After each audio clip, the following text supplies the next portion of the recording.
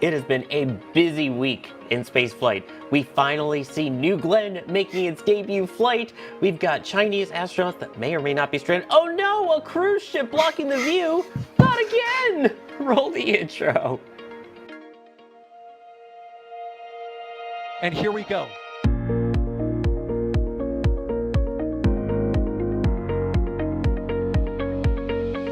We have liftoff. Propulsion continues to be nominal. R68 chamber pressure looks good. Traveling up. Roger, roll, Atlantis. Water towers fly! Yes! Tango down to nominal. Fighting downside SPD off. Bring in SPD off. Off. It's orange! R45! Oh my god! Oh my god! Decollage. What is it? Put that in the big bag, Eagle. 343 unfolds to go. Indeed. We rise together, back to the moon and beyond. This methane will be igniting with the flare, correct? Yikes. You good? Sure. We don't need any more of these.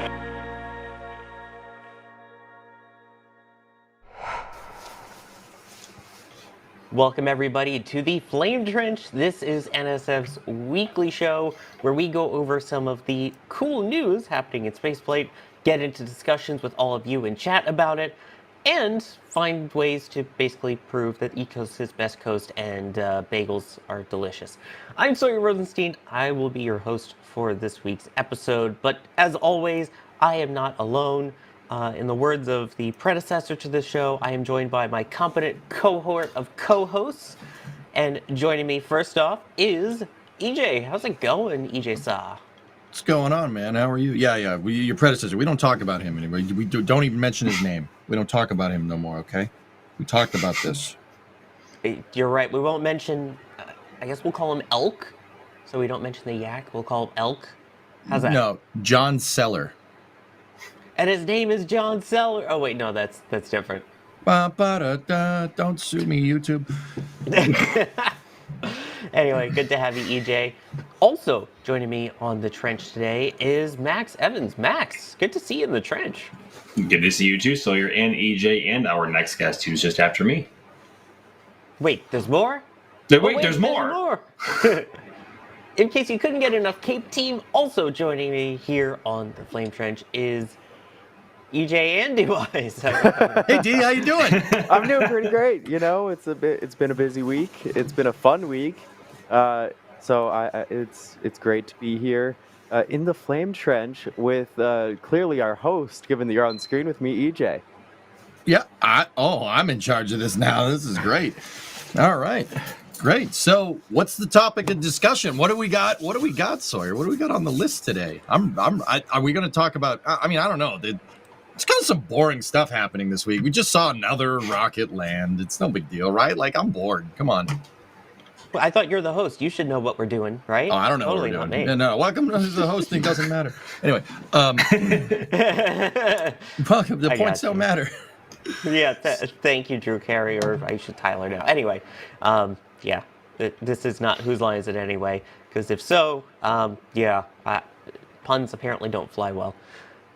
What doesn't fly well also currently is Dream Chaser, because it's kind of still stuck on the ground, but we did get an update on that.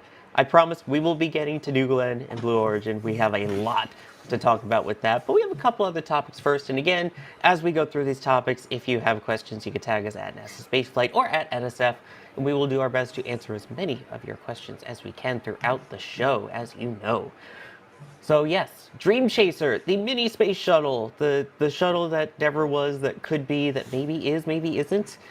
In case you're unaware, it is formerly Sierra Nevada Corps, now Sierra Space, that has the vehicle. It was originally going to have crew on it, and then they said, actually, nah, right now we're going to focus on cargo. They joined in with NASA's CRS-2 program, which was to resupply the ISS. That included Cargo Dragon and Cygnus. And then this one was supposed to fly at some point, but it still hasn't yet. They're still in testing. Here's the latest testing update. As you can see, they did some tow testing at the launch and landing facility, former the shuttle landing facility at the Kennedy Space Center. They did it at high speeds, drove it around to do some maneuvering with it. They also did testing to safe the vehicle as if it were after landing, and on top of that, also to remove the payloads from it when it comes to time-sensitive payload removal. EJ, before I continue on with Sierra Space and Dream Chaser, Yeah. truck. Help us Oh. out, car guy. Oh, that's a Freightliner Cascadia, man. Brand new, actually, with the fairings on the fairing hubs on the rear wheels. Very nice. Very nice truck. Fetches a nice premium. Is it like a sporty truck? Is it a heavy No. truck? What? Just truck? Well, that's a long. Okay, all right, fine. We're gonna do this.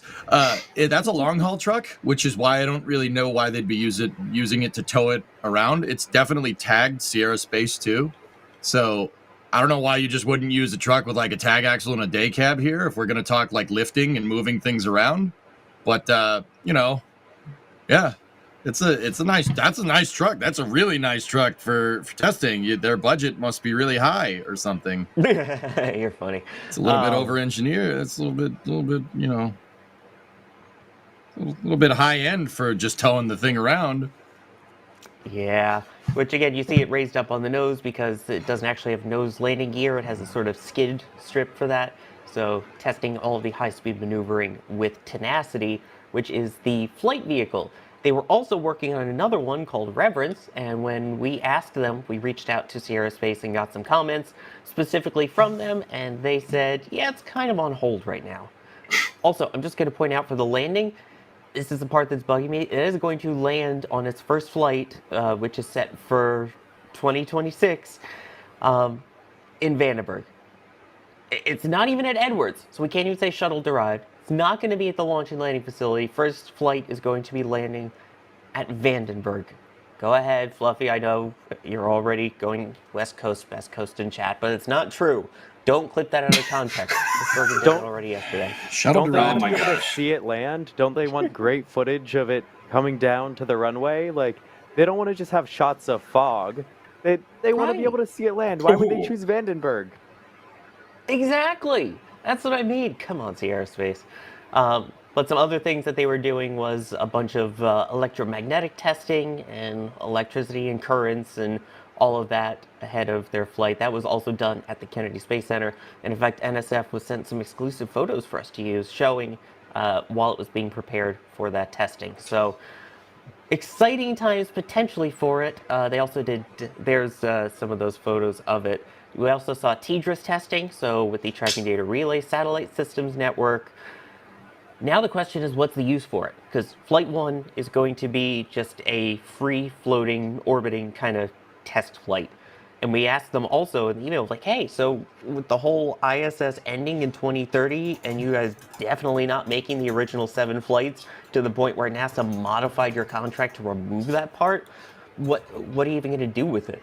And they basically said that they're looking at other mission profiles that they can use with it. We asked if you're going to be reaching out to like the United Nations because they at one point had talked about using it as their go-to research vehicle. And they said that they're looking into different contracts. And in particular, they mentioned the defense tech market.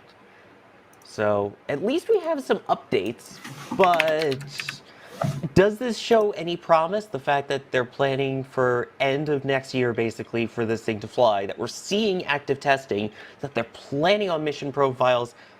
Do we think that this still has a potential for a future? Where have we heard this sort of, I don't want to say jargon, but this pitch before, in that we are building a vehicle, albeit it wasn't a space plane, and then after a few delays and some failed tests, they are now pivoting toward defense. Where have we heard that before? Anybody? No? Which one? They're in a company long wall defense, right? Yeah. We're. I really wish that, when we saw Dream Chaser in Ohio last year, we were super excited because at that point we were expecting it to fly maybe in Q4 or early Q5 or Q5. Wow, Q1 of 2025.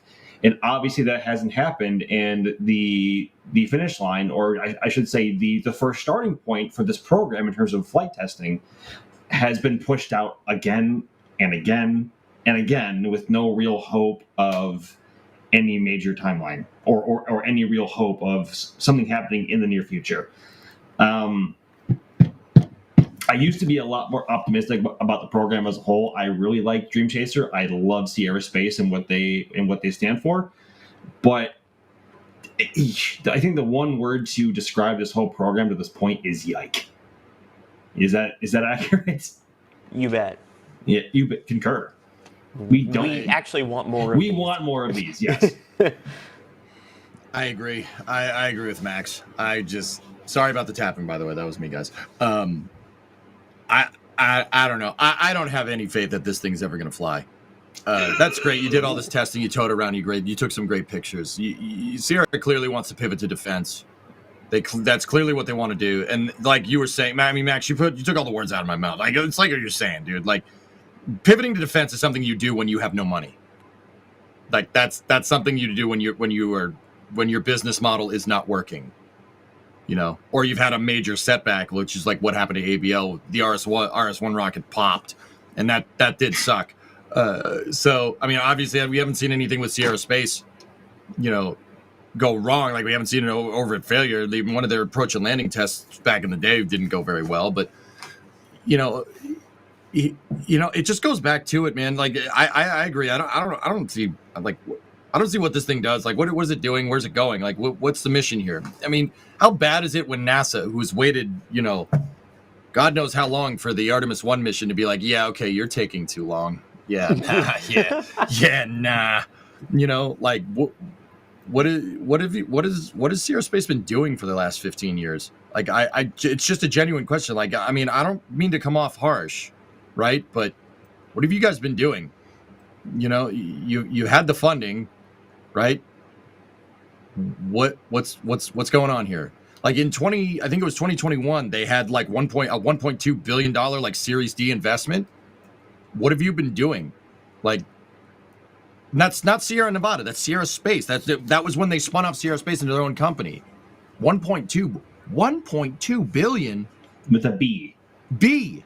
Tres comas. What is going on here? Like, what are you doing? Like, oh yeah, let's go take some pictures with, you know, a $300,000 semi truck towing it around. Like, it's like, dude, what are you guys doing? What are you doing over here? I don't think, Max, I agree. I don't think this thing ever is going to fly. D, what about you? I want to be hopeful because I think it's a really cool vehicle. I want to see more space planes, but you know, I feel like since I started covering spaceflight, it's been always right on the horizon, and it feels like the horizon has just gotten farther and farther and farther away. It feels I like can't feel confident about it long term, no matter how much I want to. Like, at this point, it just feels like they're trying to find a reason to keep it alive and to find something for it to do, which is not a great position to be in, because why was it built in the first place? It's really disappointing. And maybe they'll have the comeback of the century, and maybe they'll find some purpose with it in the future, because obviously the space station is not long for this world. It is going to be it should be deorbited at this point by 2030 at the latest, if everything keeps up with the current plan. And it's already 2025, the end of 2025, when it seems like yesterday it was 2020 and 2030 was a whole decade away. It really feels like they're trying to find something for it to do, and that's not a great position to be in, whether you are in aerospace manufacturer of any type, whether it be you build launch vehicles, you build spacecraft, you build satellites, whatever it may be. I remember listening to EJ's rant, I think, whenever this was, weeks ago, when the announcement came out of the fate of what Dream Chaser has been up to and what it may or may not be doing, and of course, its major delays. I'm not going to rehash it, and I don't think it's not going to ever fly. I would like to say that it will fly once or twice, But given the Coke. current circumstances, in the beginning, it was Vulcan that wasn't ready, and that was the whole narrative, right? Because Vulcan was also a very delayed launch vehicle, and to this point, has only flown 3 times, mind you. First flying at the beginning part of 2024. But that's not the case anymore. Vulcan is proven, it's certified, and where's Dream Chaser? Like, where is it? Where has it been all these years? I wish I knew. I wish I had better answers, and I wish I had a better outcome for it. But at the current timeline, I don't. Yeah, I mean, Dream Chaser is supposed to be, I think, the first or the second payload for Vulcan as one of its kind of kickoff payloads and demonstrations. I definitely think it's going to fly. I think it would be wrong to say that it's never going to fly. I mean, yes, it keeps getting pushed out, but they've got everything set aside. They've got a vehicle. The fact that they actually have the flight vehicle and it's in the state that it is, at least from what we've seen from the photos and what they've told us, it seems like something that will be flyable. Obviously, they've been doing this testing for years, as they pointed out. And yeah, it does sting, though. I was at the unveiling, basically. We were at STS-135 in the press, and after one of the pre-launch briefings, they're like, stay around for a special event. And all of a sudden, it was Mark Sarangelo and then NASA Administrator Charlie Bolden coming out and signing this big deal for Dream Chaser to eventually carry crew. That was 2011. Again, shuttle was still flying at that point, so Yeah. it's a long time coming. And in terms of its future, I do want to quote exactly what the company said in response to our question. They said, "We are in active discussions with many stakeholders about the potential usage of the vehicle as a national asset and beyond. The contract modification allows us to explore the spaceplane's unique capabilities to meet the needs of diverse mission profiles, including emerging and existential threats and national security priorities that align with our acceleration into the defense tech market." That's the exact wording from it. So, I mean, So, Nice word salad. yeah. You want some in salad other words, dressing you're with trying that? to find something for it to do. Yeah, it's a bit of a stretch at that point. That's why I think they'll definitely get a kind of proving flight off the ground, but then people are going to see it and go, but why? Yeah. What would we need it for? So, all right, I got a question. Read that press statement again. What does that actually say? Does it say anything of substance? What does that even mean? Here's the exact question that we asked them and their response. We said, if the CRS-2 or ISS future becomes fully ruled out, at least because the ISS has limited years remaining anyway, is Sierra Space looking to work with MOUs with the UN, EU, etc.? Could there be good potential for commercial stations from cargo to a potential return of the crew variant? That was our question. Their response again was, quote, "We are in active discussions with many stakeholders about the potential usage of the vehicle as a national asset and beyond. The contract modification allows us to explore the spaceplane's unique capabilities to meet the needs of diverse mission profiles, including emerging and existential threats and national security priorities that align with our acceleration into the defense tech market." So no. Yeah, okay, cool. Thanks for the clarification. No. That's a really, really, really, really long way of saying no. Fair, yeah, when you get the whole context of it, I see where you're coming from. I get that. So, like from the beginning, it's been years now that Sierra Space has been trying to explore different opportunities. Actually, once at CES, I got to talk with them and their head of business development, and they were talking about the potential for the more defense-focused versions. And so there was a time when we had, I believe, 3 different versions of Dream Chaser, including an uncrewed version, a crewed version, and then a more defense-focused one that could potentially go into higher orbits, have more capabilities on board. And now, mind you, the first version was also supposed to fly in 2022 at that time, and we're in late 25, and we're seeing potentially the first flight for any version would be next year. So I'm not overly surprised by the fact that they might be pivoting more heavily towards alternate uses, because it's kind of been along there from the start. There were certainly discussions of what's the best way to make a plane, and even on the control interfaces, because there were certain renders that showed Dream Chaser not even having windows, and then other renders that showed it having windows. And so it's like, was it going to use screens for the operator control? Was it going to use windows? And, if you go more down the defense path, you can go with the screens, and you have a lot more ease of developing the plane. And I mean, there's a lot to see, and trying to reach those commercial markets, it could, absolutely, but there's a lot more of a safe bet and more missions that you can do if you're not reliant on bring people to a station.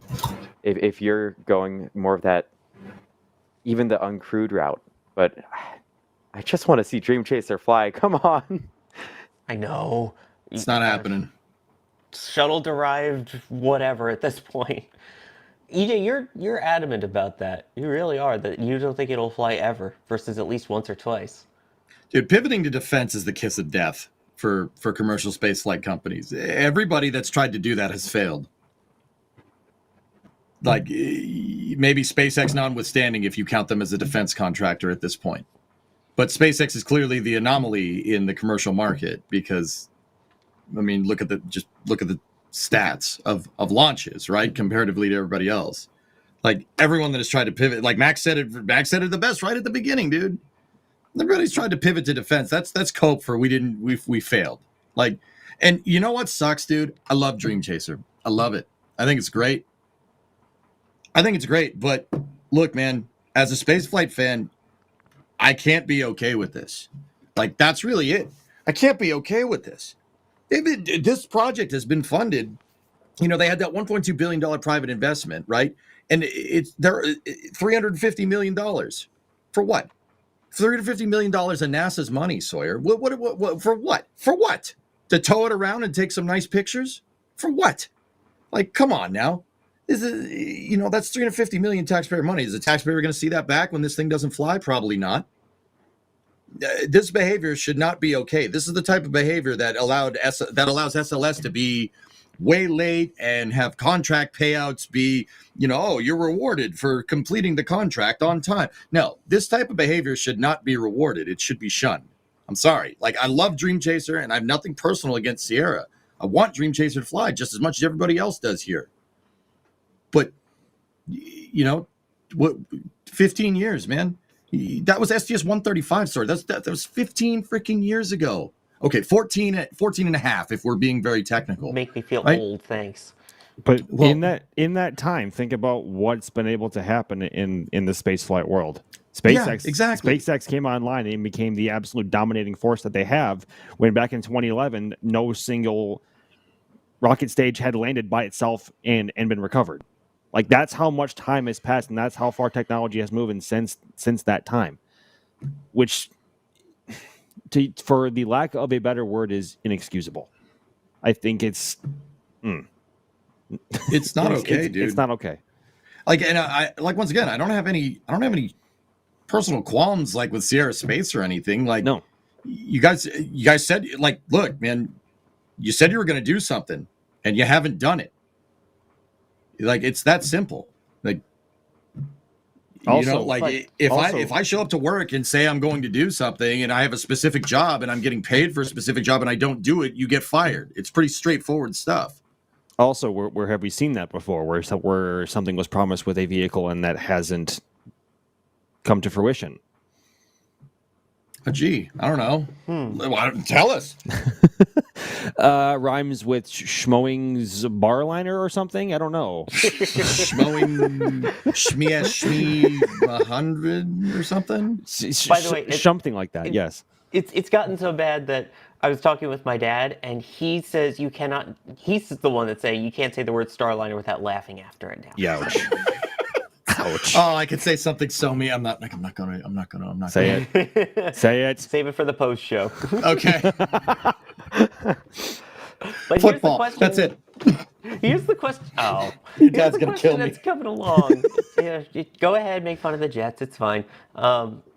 I've seen a bunch of people asking about this. Adrian, Mars, Ozzy, Ethan's, all saying, what's the deal then with Dream Chaser that X-37 can't do? Or, why isn't anybody produced a scaled up variant of Boeing's X-37B? Because that's a proven design. How Because do you answer that one? the X-37 was built and contracted by the Department of Defense after it was initially built and with the intention of use with NASA. And then the DoD was like, hey, we want to use this, plucks it, and now we hardly get any information out of it in terms of what it does, where it goes, really any of its functions. And it's also a much different vehicle. Go ahead. Oh, sorry, Max. I don't mean to butt in. I just want to add something real quick. The DoD didn't pluck it. NASA vipered the X-37A. They vipered it. Yes. I want to make that very clear. Anyway, keep going. You're right. No, you're good. But also, the X-37 is a much different vehicle than Dream Chaser. For one, it has a payload bay, a very small payload bay, but it has a payload bay. And Dream Chaser needs to be berthed to, oh gosh, what's it called? I can't think of the actual module. I can't remember. I used to know it. Node? No. The actual module that it docks to at the back. The actual Shooting Star. Shooting Star. Thank you. Oh, you mean the payload? Yeah, the attachment to it. Yeah. Yes. So it needs that because the actual lifting body itself does not provide that much carrying capacity in terms of what it can carry to the ISS, which is what its plan and goal has been for at least the last 5 to 6 years. And now with they're two way different vehicles. They have way different functions and they fly way differently as well. And also one is go ahead. Boeing did have a study into building the X-37C as a commercial crew. They did. As a commercial crew entry, but they decided to make Starliner instead. And that obviously boded very well. Yeah. No, that's going real good. Yeah, about that. Yeah, so essentially developing a space plane like this or any real lifting body requires a lot of time and research, kind of like what we saw with the space shuttle. And essentially, there's a reason why many people have gone back to using capsules over space planes for carrying crew to the space station. It's just a lot easier and it's a lot more simple. It's also a lot quicker to refurb too. Like with Dragon, we've seen Dragons fly now up to 5 or 6 times, maybe more. Are they though? Is SpaceX the exception to this rule? Are they? Like, look at Boeing pivoted to making a capsule because they're easier to make. You sure about that? You sure about that? You sure about that? Yeah. Maybe that point didn't come across as well as I had initially anticipated. Sorry, man. No. It's warranted. All right. I mean, there's a reason why Starship is shaped the way it is. It's also kind of a lifting body in a way. That's why it's so blunt. Shuttle derived. Everything shuttle derived, basically. everything. Even Apollo. It's all derived. Yep. In some timeline, right? Oh yeah. There it is. There it is. Shuttle derived. Well, yes. there it is. Well, there it is.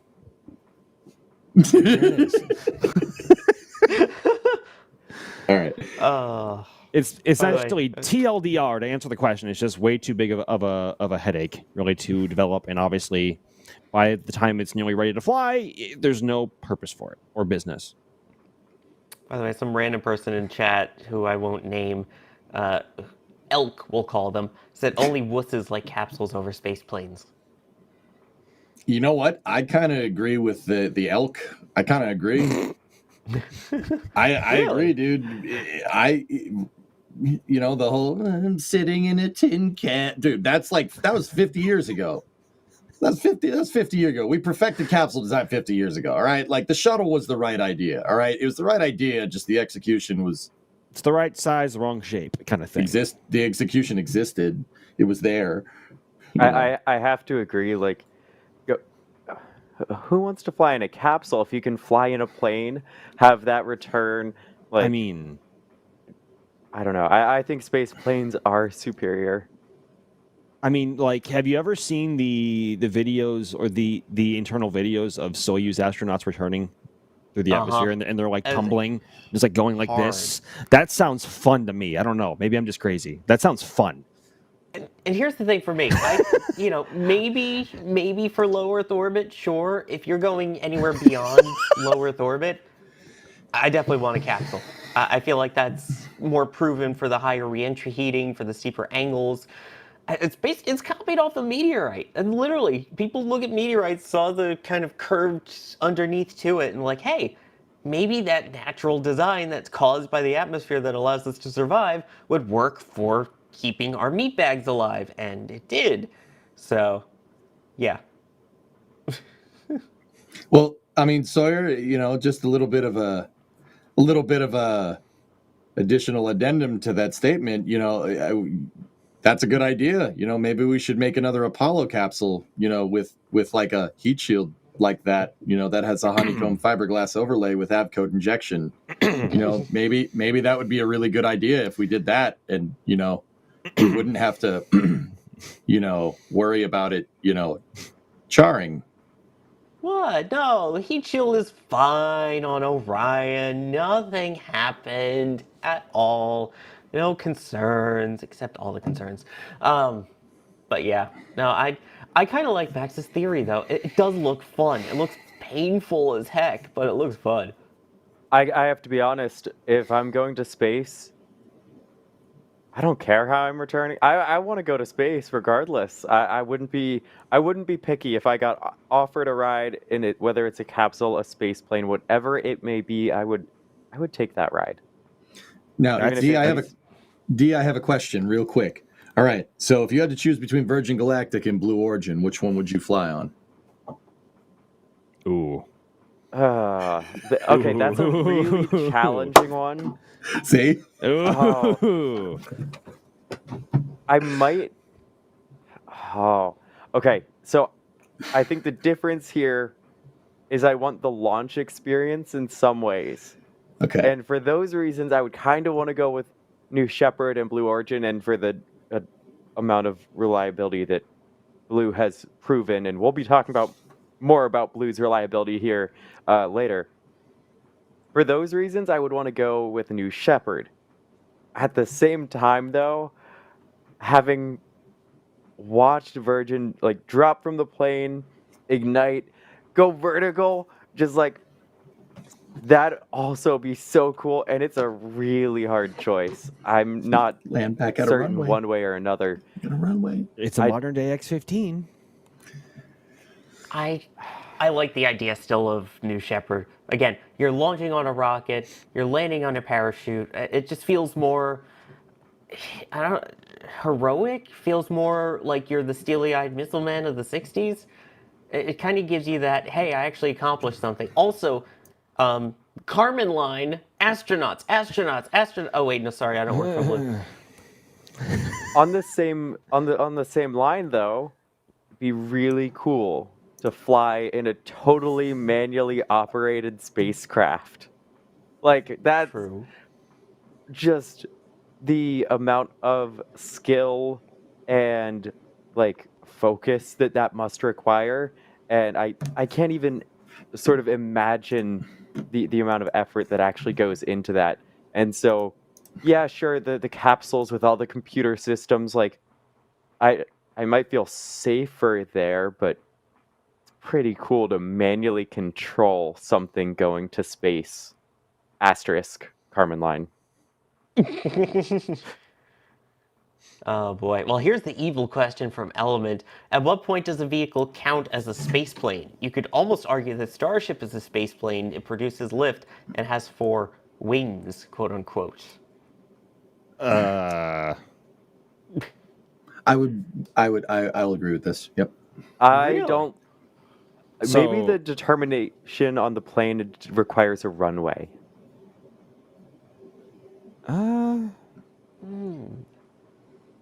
I get what you're coming from. But Starship is not really a plane. It doesn't fly like a plane. I mean, sure, it has glide range, but it's not. Oh, now my head hurts from this one. See, it's a good question. This is good. I think that New Glenn might count as a space plane before Starship could possibly count. I was gonna go there. Whoa.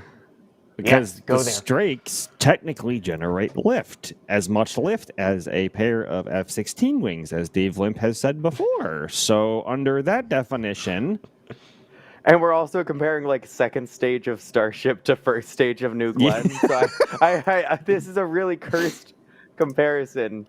I think we can all agree that Falcon 9 is definitely not a spaceplane, though. Correct.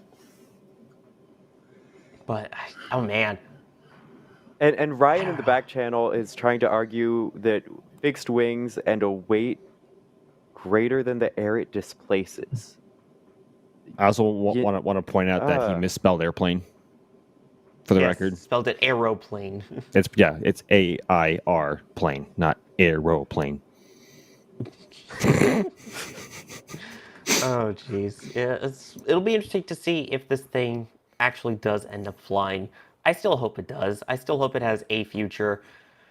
I don't know much beyond 1 or 2 flights, but I still want to see a resurrection of the shuttle a bit. Anyway, let me take a moment and thank some people here. We've already had amazing support. Eric, thank you for upgrading to Capcom member. Capcom and above gets access to the NSF Discord, which does include the pre and post show for the Flame Trench. So hopefully we'll see you in the post show and you can hang out with us afterwards. JC Davis with a $50 super chat saying, just because you're all awesome. Well, thank you. You're awesome too for doing that. We appreciate it. The Space Pope coming in saying, still haven't recovered from the last trench. Sad Pope. I miss Jack's voice. Who is this Jack that you speak of? Yeah. Back Gyre or something like that? I don't know. Don't know who that is. Don't know. Thank you, Space Pope. And then Wilbo Baggins saying, bless the Space Pope. So right back at you. Mr. Fluffy coming in saying, Burt Bacon Beige? What? Beige? What? I don't know. I have no idea. Oliver Remond saying, EJ, why no Cap today? Also, you didn't do the book thing. Traditions, dude, traditions. I think we threw traditions out after the last Flame Trench. The tradition. Yeah. It's time to start new traditions. Fair point. So who's going to start fiddling on the roof then? Oh my gosh. I was thinking of a way to make that joke, and then you... Okay. Fiddle player, come on. I'm a little lost, I have to admit, in that joke. There's the musical Fiddler on the Roof, and the opening song is called Tradition. You weren't a theater kid, it's okay. I was not. Yeah, exactly. No. Yeah, neither was I. I don't know if you guys could put that together, chat. No, I have not heard that. Oh boy, yeah. You could tell who the two theater kids in this episode Pivoted are. from that real quick. Yeah, I wonder which one was the car jock. I don't know. Wonder who that could have been. No idea. It was definitely me. Yeah, I think D is the kind of person to go and rebuild an engine block. Yep. Rehone it, deck the block, check for run out on the cam bearings. I know what those words mean. Yep. Absolutely. Yep. Well, technically, EJ, you don't rebuild an engine block, you rebuild an engine. The engine block is either cast or forged. Oh. Are you familiar with honing and decking a block to avoid cylinder taper? I mean, high yes. mileage? Yeah, but that's not rebuilt. Never mind. I'm rolling way off topic here. Don't do this. You don't want this fight. I will save it for the after show, okay? Yeah, you will. Oh. Anyway, there's a poll in chat going on right now, by the way, saying you're rich and want to be called an astronaut at rich people dinner party. Which vehicle? Virgin Galactic, Blues New Shepard, or wait for point to point? Boy, I wonder who wrote that question. Oh my gosh, Kevin. Oh no. Oh my God. Oh, that's mean. If the Audacity had a face, that would have been it. For those who don't know, that's from the pre-show where D was asked to switch connections, and of course it does a freeze frame of whatever your last face was before you disconnect. Oh my. And that was said face. Amazing. Yeah. It lives forever. That's why you got to join the pre-show, folks. I'm telling you. I didn't expect that to be shown on screen. Now, I have to say, as much as I was saying Virgin Galactic, DY jump Kevin, scare. come on. As much as I was like saying Virgin Galactic is so cool, and it's close between New Shepard and Virgin Galactic.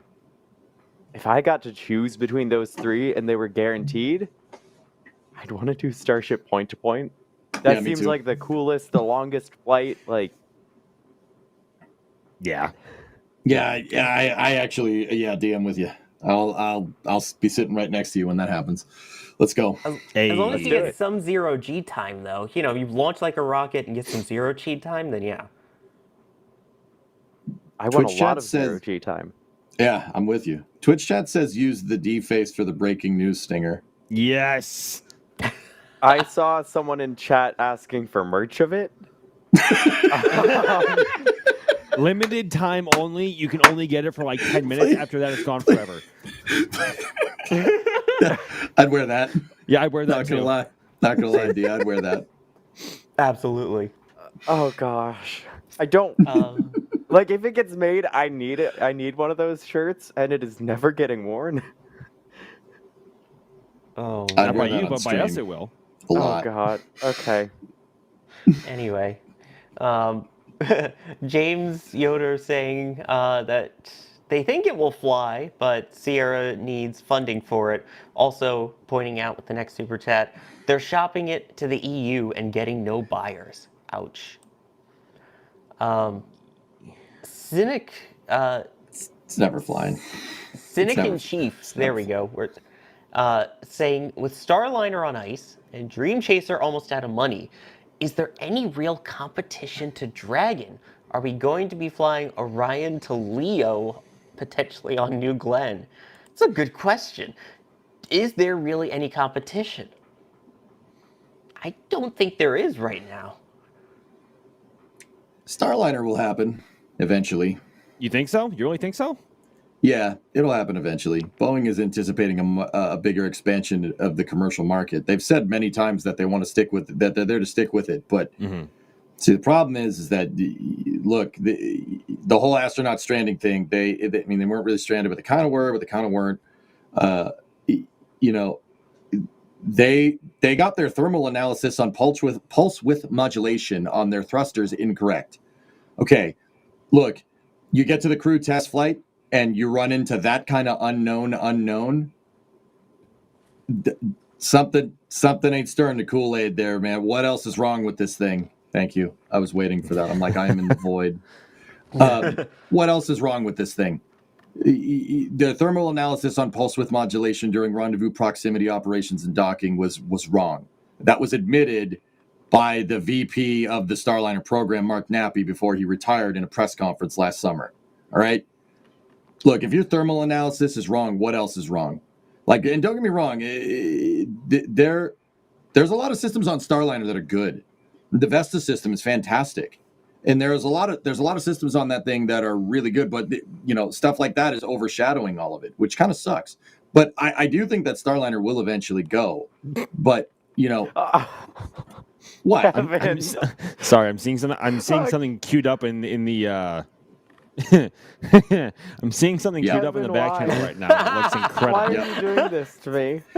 I see all of the merch suggestions in chat with shirts and mugs and bumper stickers, and Kevin seems to be preparing a potential image of merch, which come on, that is okay. I couldn't not react to that when I saw that pop up. I know. I couldn't help but chuckle. I'm sorry, EJ. Sorry, EJ. Please continue. No. You were in the middle of something. No, it's good. I think you should show it while I'm giving my explanation. We'll see what grabs people's attention more. Wait, Kevin, are you for real? Let's Please do be it. joking. Oh my god. Anyway. No, Starliner I think will eventually go. It will eventually fly.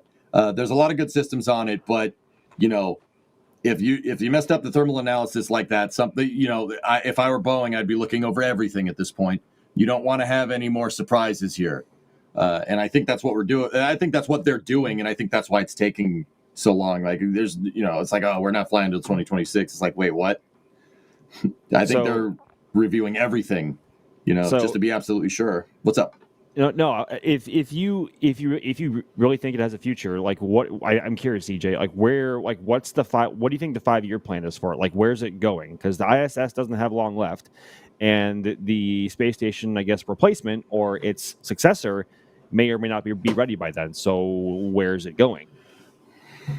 Well, commercial low Earth orbit destinations. NASA has said in press conferences, and I believe Sawyer actually asked this question in a press conference. It was either him or Sloss. I don't remember. Shout out to Phil Sloss. Amazing. And Sawyer too. Hi, Sawyer. Thank you. Yeah. NASA mentioned that it was Dana Weigel, I believe, who's kind of runs the ISS program. She said that if, Starliner's on the hook for 6 missions. If we can't get those 6 missions to the ISS, we'll roll them over into low Earth orbit destinations or find another use for them. So Starliner is going to fly. NASA doesn't have the ick with it like they do with Dream Chaser, right? They'll do it and they'll roll it over to low Earth orbit destinations. Now, Max, what destinations those are? Axiom, if I had to guess, maybe Orbital Reef from Blue. It's clear. It's very clear after the events of this week that Blue has been cooking up a lot of good stuff, right? So maybe New Glenn isn't the only ace that they have in the hole. Who knows? There are things. I mean, maybe even Vast, even though I highly doubt that. But maybe if NASA buys a mission to it, maybe, who knows? There is light at the end of that tunnel. Unlike Dream Chaser, who has no buyers, no market, and even NASA's like. Yeah. Why don't you free fly this next year and then we'll see what's going on. I gotta go. All right. You're gonna fly and you're gonna like it. That's basically a Starliner. Yep. Yeah.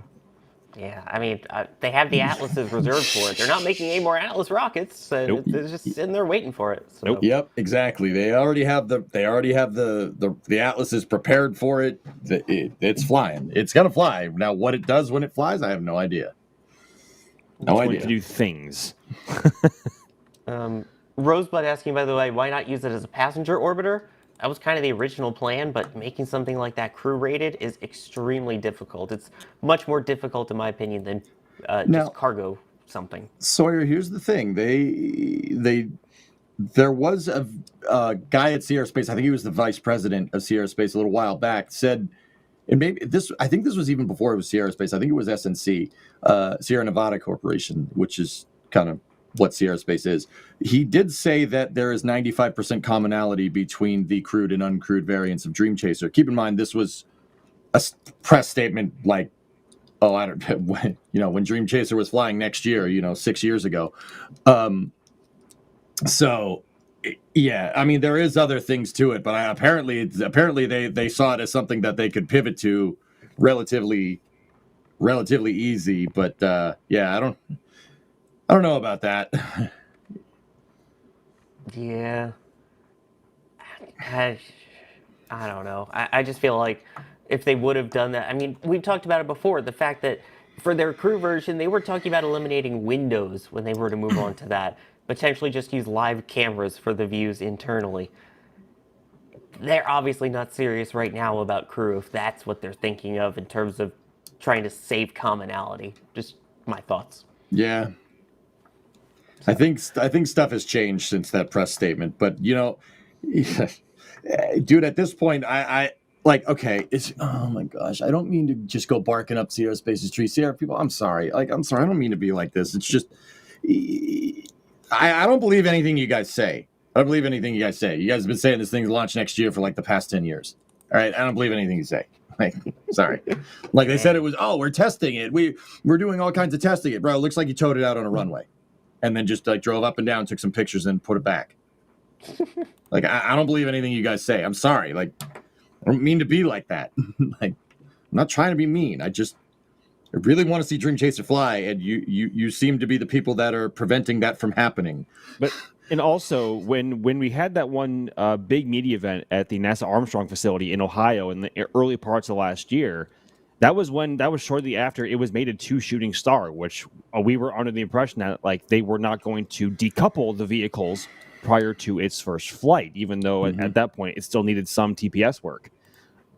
And to see them decouple the vehicles, and at this point, I think it's the same with Starliner. I think it's almost like beating a dead horse, and whatever happens with them will happen. And if they find success, which I hope they do, I will feel nothing but joy for them, but it will be forever clouded by the amount of delays and the amount of cash burned that both programs have had to endure to this point. If they don't find success and they end up being grounded, although I think, as you were saying, EJ, I think Dream Chaser has the better chances of being the only one there being grounded or maybe never flying, it would also not be surprising. As painful as that is to say, at this point, it would not be surprising. You put it a lot nice. You're a lot nicer man than me, Max. Said it a lot nicer than I did. I'm trying to be PG about it. Yeah, I'm not. I know you're not. That's why I love it's been 15 years. I'm not. Yeah, no, my patience ran out. I get it. Patience correct? Is that what it is? Yes.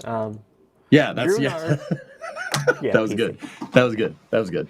Anyway, Grunar coming in saying military application Dream Chaser. Will it fit a GAU 8A? Brr. Mole Part 2. I mean, I feel like at this point that's X-37B. Is basically military Dream Chaser. Also can last years in space versus weeks or months. Literally, yes.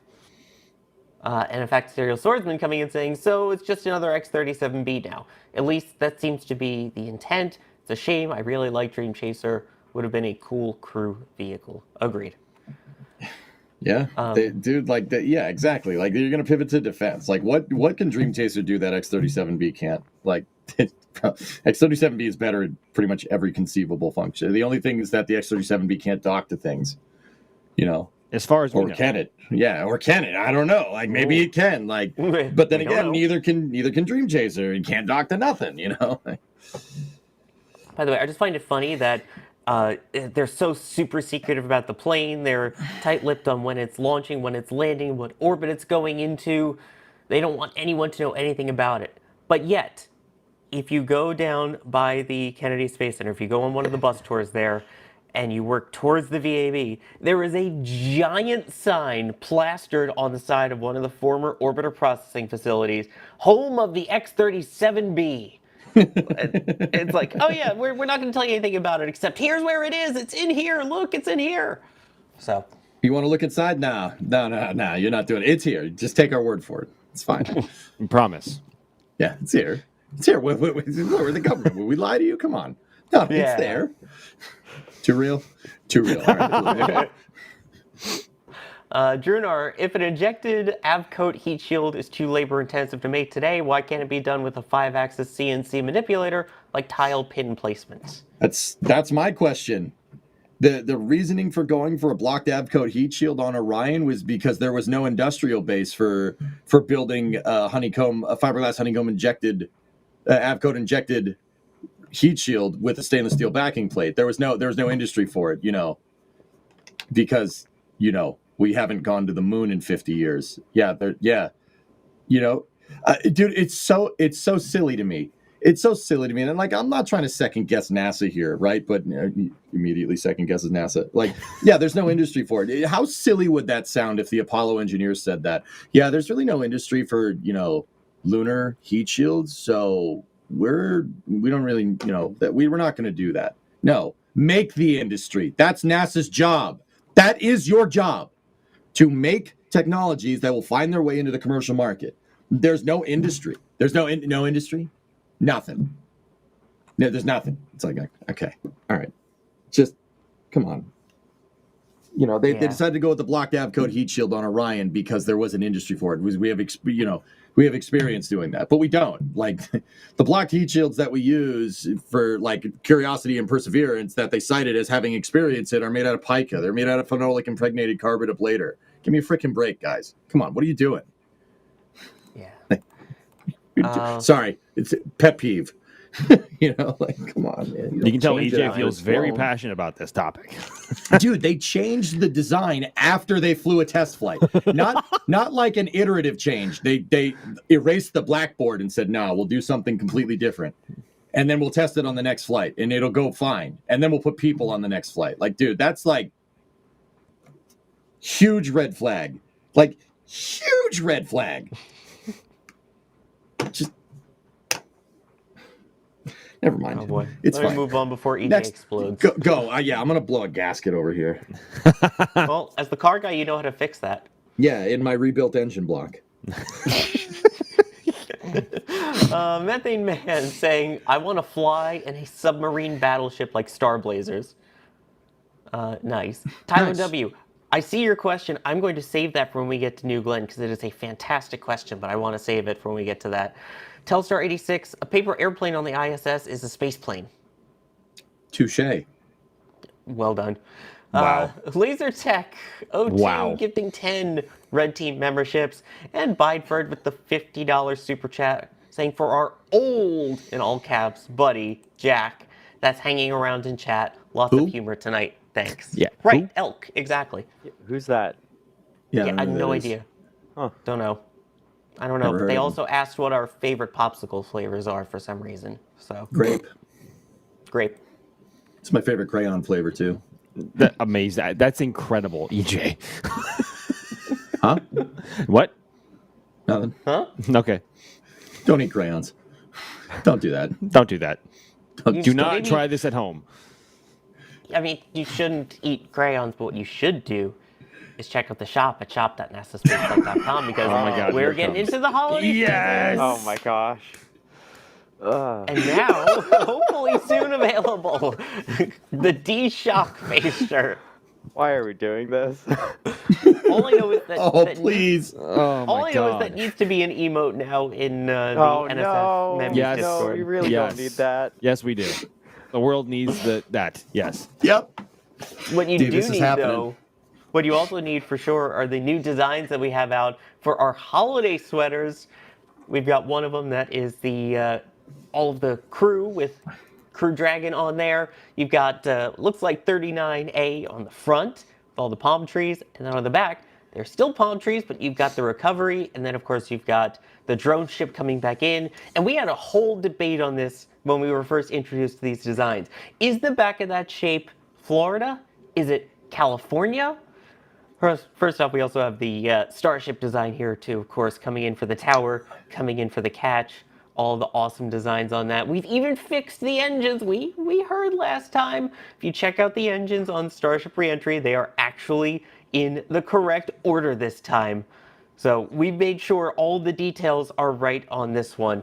They are amazing. I love the design on this. They are indeed the knitted design too. So it's not some, cheap crud put together. It's actual knitted. It's really warm. It's really nice.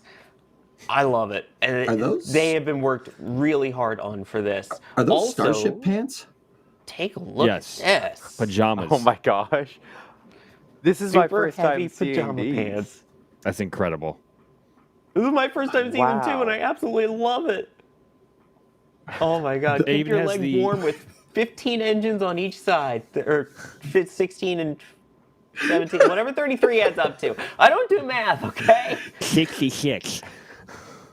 Yeah, and then of course No, he's a keep the theater kid. pajama He doesn't do math. Oh, yeah, you know what? You're Exactly. right. Thank you. Yes. Also, I got you.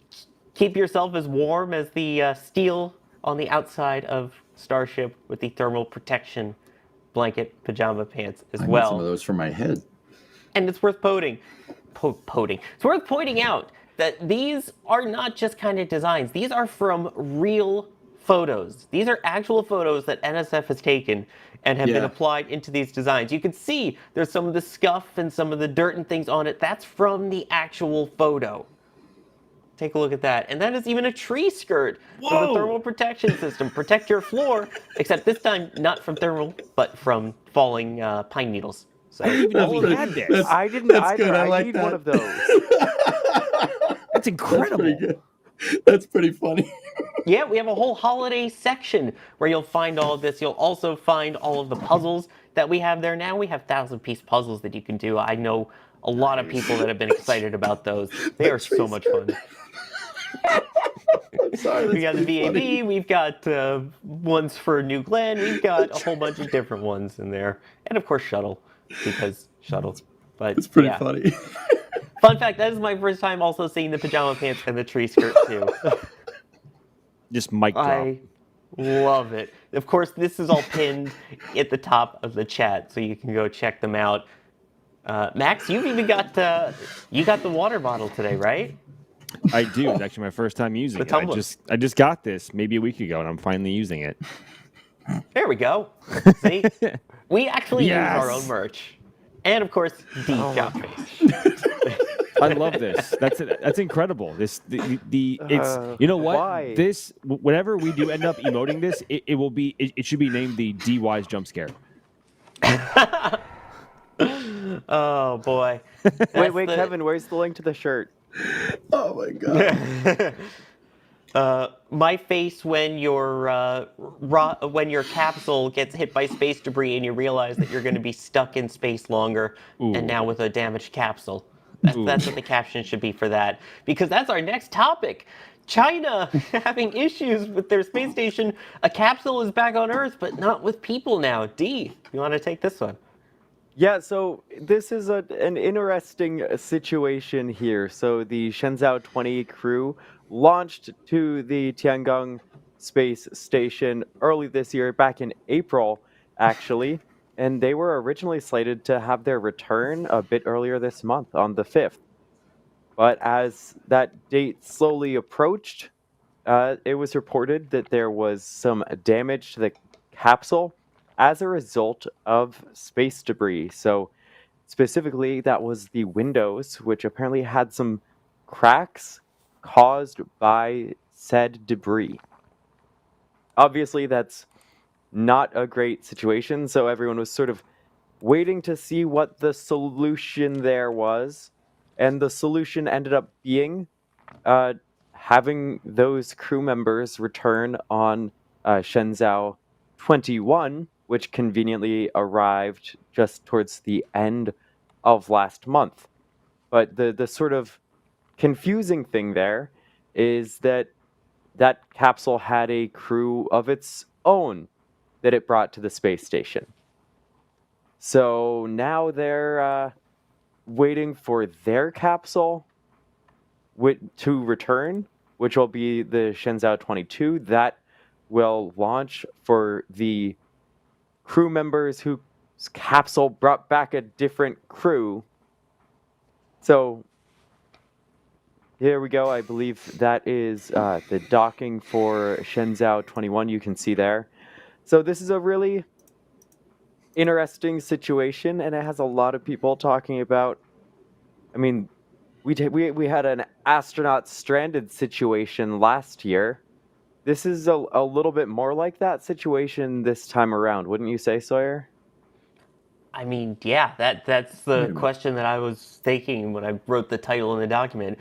Are these astronauts stranded now too? Because tell me this doesn't sound familiar. You get up there, you find out your spacecraft has a problem, so you dock, and then you realize, maybe we should bring the crew home in this, so let's send the other capsule back.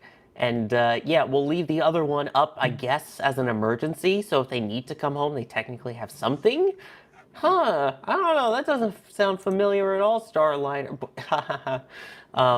But yeah, I mean, it's got to be nervous to be up there and be like, hey, so the only spacecraft that we have up here is one that's probably damaged.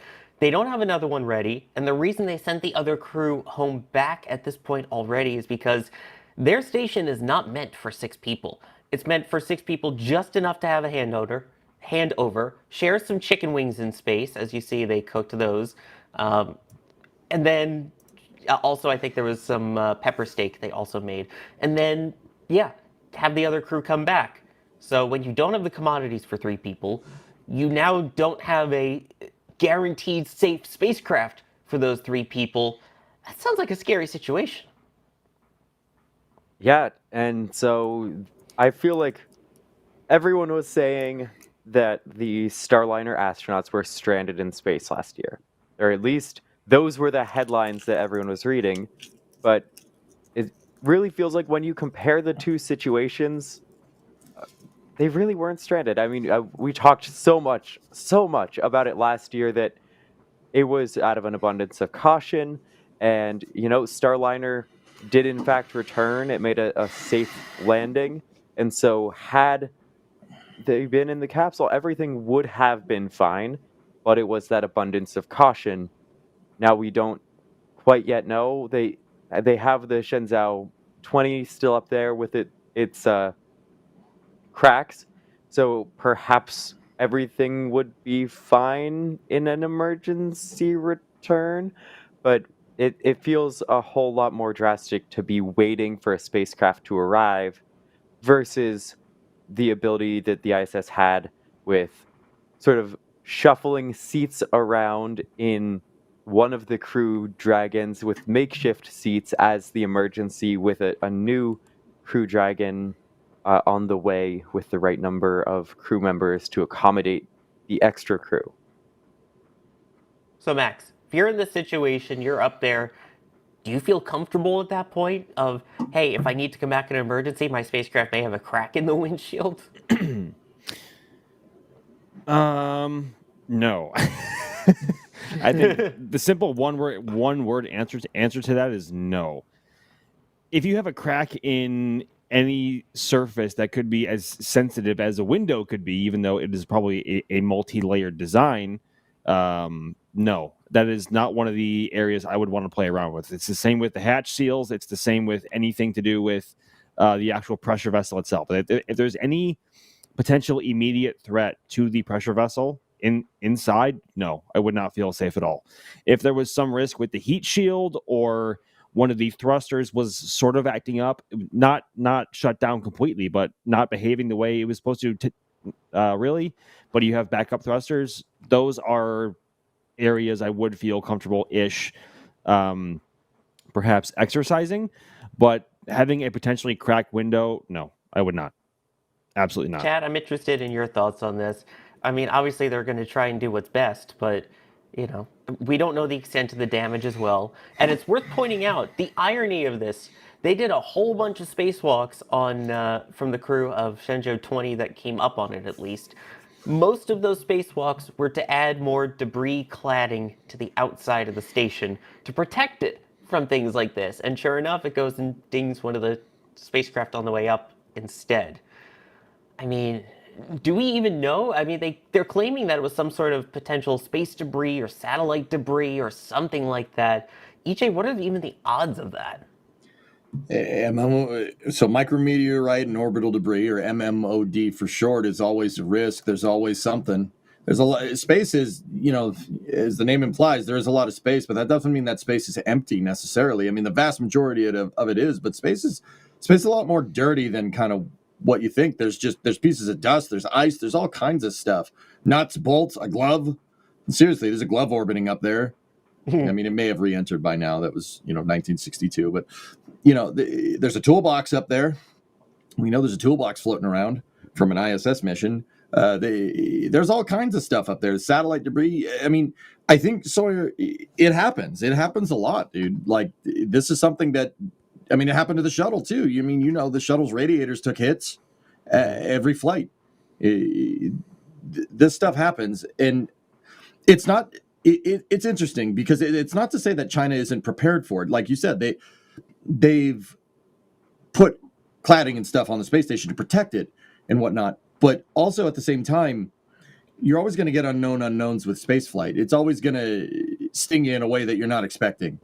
I think it's what's important for the Chinese space program at this point, because there's people involved here. Like, obviously they're taking it seriously. They really got to prove if it actually is MMOD, because they said it took a hit, and then they said it caused a coolant leak, if memory is serving me right. Now, Soyuz, which is very similar, it's a distant cousin of the Chinese spacecraft Shenzhou. It's a distant cousin of it, but they're still from the same family tree. A Soyuz up at the ISS had that same problem. It had a huge coolant leak and spewed coolant all over the back of the ISS a couple of years ago. So is this a spacecraft problem? Is it a debris problem? Is it something with that legacy system that maybe it's Soyuz derived? not shuttle derived for a change. MMOD does happen, but I'd be more curious to see if it's the spacecraft at this point, because a spacecraft of similar design had the exact same problem at a different space station. MMOD sounds convenient to me at that point. You know what I mean? Like, oh yeah, it's debris. You know what, EJ? That's actually a really good point to bring up, because it's also worth mentioning that anything we really hear out of China at all is a very carefully controlled, and the narrative is carefully controlled, and the information that comes out is incredibly looked after, in that it must favor China or the Chinese narrative in whatever way they possibly can, because that's just the way it runs over there. Unfortunately, they have a very controlled news media outlet and program. It's not like here in the U.S. where there's a free market. We have the freedom of speech. You can say whatever you want, right or wrong. That's not the way it is in China. Everything that is reported, everything that comes out, everything that the outside world hears about is carefully controlled and filtered. So, like you were saying, that is rather convenient to say that when you were having multiple issues with your spacecraft. That is the most convenient explanation to run to. Could it still be true? Absolutely. And but that doesn't take away the suspicions I have really of almost everything I hear coming out of China, whether it be towards their military, whether it be towards their space program, or really any front. It is convenient. I think that is probably the best word for it. And I think you had it said best. And that's not. I'm not trying to say that like information is curated. I mean, that is definitely a point. Look, it's on those Chinese engineers over there to figure out what the problem is. Mm-hmm. If you can't figure out what's the root cause of why that craft's spewing coolant all over the place, kiss your lunar aspirations goodbye. I'm trying to, I'm not trying to be like, oh, China, information's cured. That's not what I'm trying to say. I'm trying to say they got to figure it out. You got to figure out exactly what that is. If you're going to move people near the moon with this thing, and you're not prepared for an unknown like this in Leo, oh man, you got some learning to do. And hopefully it doesn't come like our learning did with Apollo 1. You know what I mean? You got to figure this stuff out. That's really important. You got to figure out exactly what caused it. I mean, maybe they do. Maybe they're just like, oh yeah, it's debris. And maybe there's a problem with the spacecraft. Maybe they got it figured out. Who knows? I mean, they clearly launched the other one. They put the other one up there. If there was a problem with the spacecraft, if it was a problem with spacecraft design, they launched another one. So maybe it's not. Who knows? It's just the root cause of this really should be well understood before you conduct more human space flight. That's the point that I was getting at. Yeah. I did not think you were going to say the word aspirations. Just saying. What's that? You said lunar aspirations. I did not think that word was going to continue onward. Yeah. Anyway. Yeah, like that's why words. I know you. That's why I said that. Hey, why use big words when few do trick? But wasn't that also one of Russia's excuses? Was they also had MMOD on one of those leaks? So you point out the familiarity of the whole, leaking system, but now both are claiming the same thing. Both of these countries that both have. Yeah, that's awfully convenient, dude. I mean. Coincidences don't happen in spaceflight. Everything happens for a reason. Like I said, there are unknown unknowns, right? But what's the odds of the exact same system failing in the exact same way on two different spacecraft that are derived from each other on two different stations? Well, come on now. I'll also add in, I mean, we were talking earlier about just the amount of debris that is out there. You were talking about the tool bag, and whether it's the anti-satellite tests, because I believe we had seen it was a while ago at this point, but like there's a lot of stuff in space at this point. The amount of debris up there of varying sizes is only continuing to increase, whether that's second or third stages of rockets or satellites, or I mean, there are tons of different pieces of debris, and we're not able to track all of it. When we get to those micrometeorite sizes, like, we can't keep track of those things, and they're traveling fast enough relative to stations and satellites that when they hit, they're going to cause a lot of damage. So that could also be the case. It could also be the case that perhaps these systems aren't as well protected as they should be from micrometeorites, but it could also, like, I feel like there's a little bit of a middle ground there, perhaps. Yeah, but the same thing happened to the same spacecraft? Same exact thing? Coincidence? I think not. Exactly. I get the reference, Sawyer. I get the reference. Thank you. A lot of people are saying, wouldn't it be ironic if the debris was from a satellite that China blew up in their anti-satellite missile test? Yeah, China's created a lot of their own space debris. That's for sure. They thought, Clip that. Yeah, that's the reaction. Hey, let's test blowing up a satellite to see what happens. Oh, it causes a bunch of debris? Shock face. Oh my gosh. It's a valid reaction. D face. Wait, no. Andy Bell saying Crew Dragon to save the stranded astronauts, laughing emoji. I know it's meant as a joke, but legitimate. Is that something where if it gets that bad, that SpaceX would jump in? Because obviously NASA can't. They have a whole thing with the federal government that says no helping China. Yeah. And also the spacecraft are not even remotely comparable. The docking adapters, I think, are way different. The spacecraft or their space station and Dragon would not be able to talk to each other unless there is a major overhaul of the software. There's a lot going against it. Impossible? No, SpaceX does not do impossible. They turn impossible into late. But that would require a lot of work, and that would also require time that they may or may not have. So I don't think so, honestly. I mean, I guess the question would more be, would they launch a Soyuz if they needed to, if it was ready to come in for the recovery? I feel like those are more compatible, like you were talking about, EJ. I mean, the systems are extremely similar. Dude, I don't think we'd see a Soyuz fly there. Yeah, the systems are similar, dude. So if Soyuz isn't having problems, then it is MMOD. I mean, China does this thing that we should probably do. It's called having a hardware-rich space program. If you figure out for sure that it's not a spacecraft problem, just launch another one. Just launch another. What do they not have an assembly line cranking out Shenzhou capsules? I'm pretty sure they do. I'm pretty sure we showed the B-roll of it a second ago.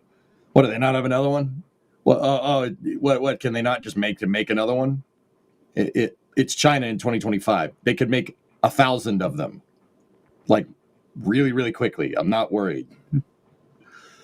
True. Very true. And yeah, I'm pretty sure they use we mentioned the back channel that they use the international docking standard. I was going to correct that before you stepped in. Yeah, so they use a variant of the APAS, which is also now used by both the U.S. and Russia on the ISS. So yes, they do. Correction.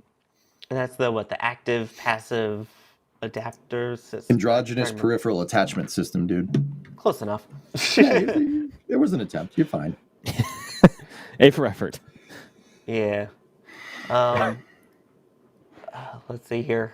Sam, I'm going to save your question as well for once we get into Newglands, which we will get to momentarily.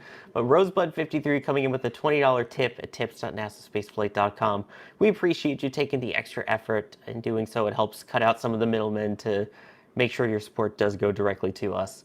Saying, thanks, Max, for participating in the Flame Trench. Very helpful transition from Jax moving on. Hope you have the time to stick around. I don't plan on going anywhere, so I'll be here. Yeah, he's even got a beard too, chat. And bald. And bald. I didn't say that. I'm not taking off my hat to show you, but I am bald. I mean, I didn't say that. I just said a beard. That's all. Yeah. We're getting there on the...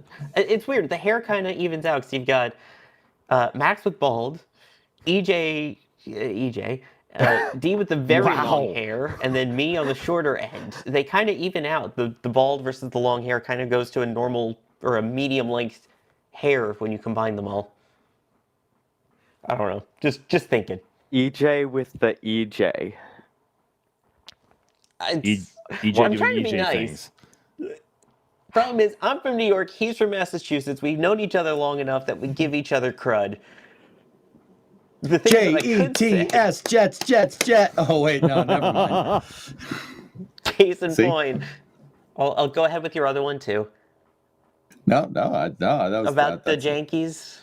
Oh, the Yankees lose. There you So go. did Toronto, though. So, oops. So yeah, just was waiting for that. Thanks. Yeah, just rub it in. Why don't you? Every Sunday, I gotta deal with watching them, or in this case, Thursday. But every Monday, you can get updated on the latest space news and everything going on with the Rocket Recap newsletter. What, you don't like that one? No, I'm sorry. It's just funny. It just makes me laugh. I used to be a TV news producer. Part of it was literally coming up with transitions between stories and teases for the next thing. So I've gotten into that, and you can get some teases of all the launches and things that are coming up inside the Rocket Recap newsletter. Comes out once a week. We give you all the information you need to know about things going on in spaceflight, where our streams will be. We have some cool behind-the-scenes stuff in there with interviews with team members. Lots of great information in there. Occasionally, some store information and store discounts, so you got to subscribe and see when those pop up. Lots of cool information inside of it. In the Rocket Recap, check that out. Maybe throw in some D-Shock face in there. It's the best. Oh, it's the best shirt ever. It really is. I absolutely want it. And in case you're wondering, by the way, Ooh. talk about rapid shipping. Almost like in the last 20 minutes, DOS was able to get the pajama pants. Now, DOS has had the thermal protection system pajama pants. This is an actual photo of DOS wearing them, and apparently says they are extremely comfy. And Pixar didn't have this. Oh my gosh. I feel obligated now that I'm getting the shock face to call out the cable management in the background, and also I'm sorry, DOS. No, you're not. You're not sorry at all. Are you able to zoom in on that, Kevin? Just into by his foot there. That's an Uh-oh, DOS is typing. wires. Oh DOS is no. typing. Oh no.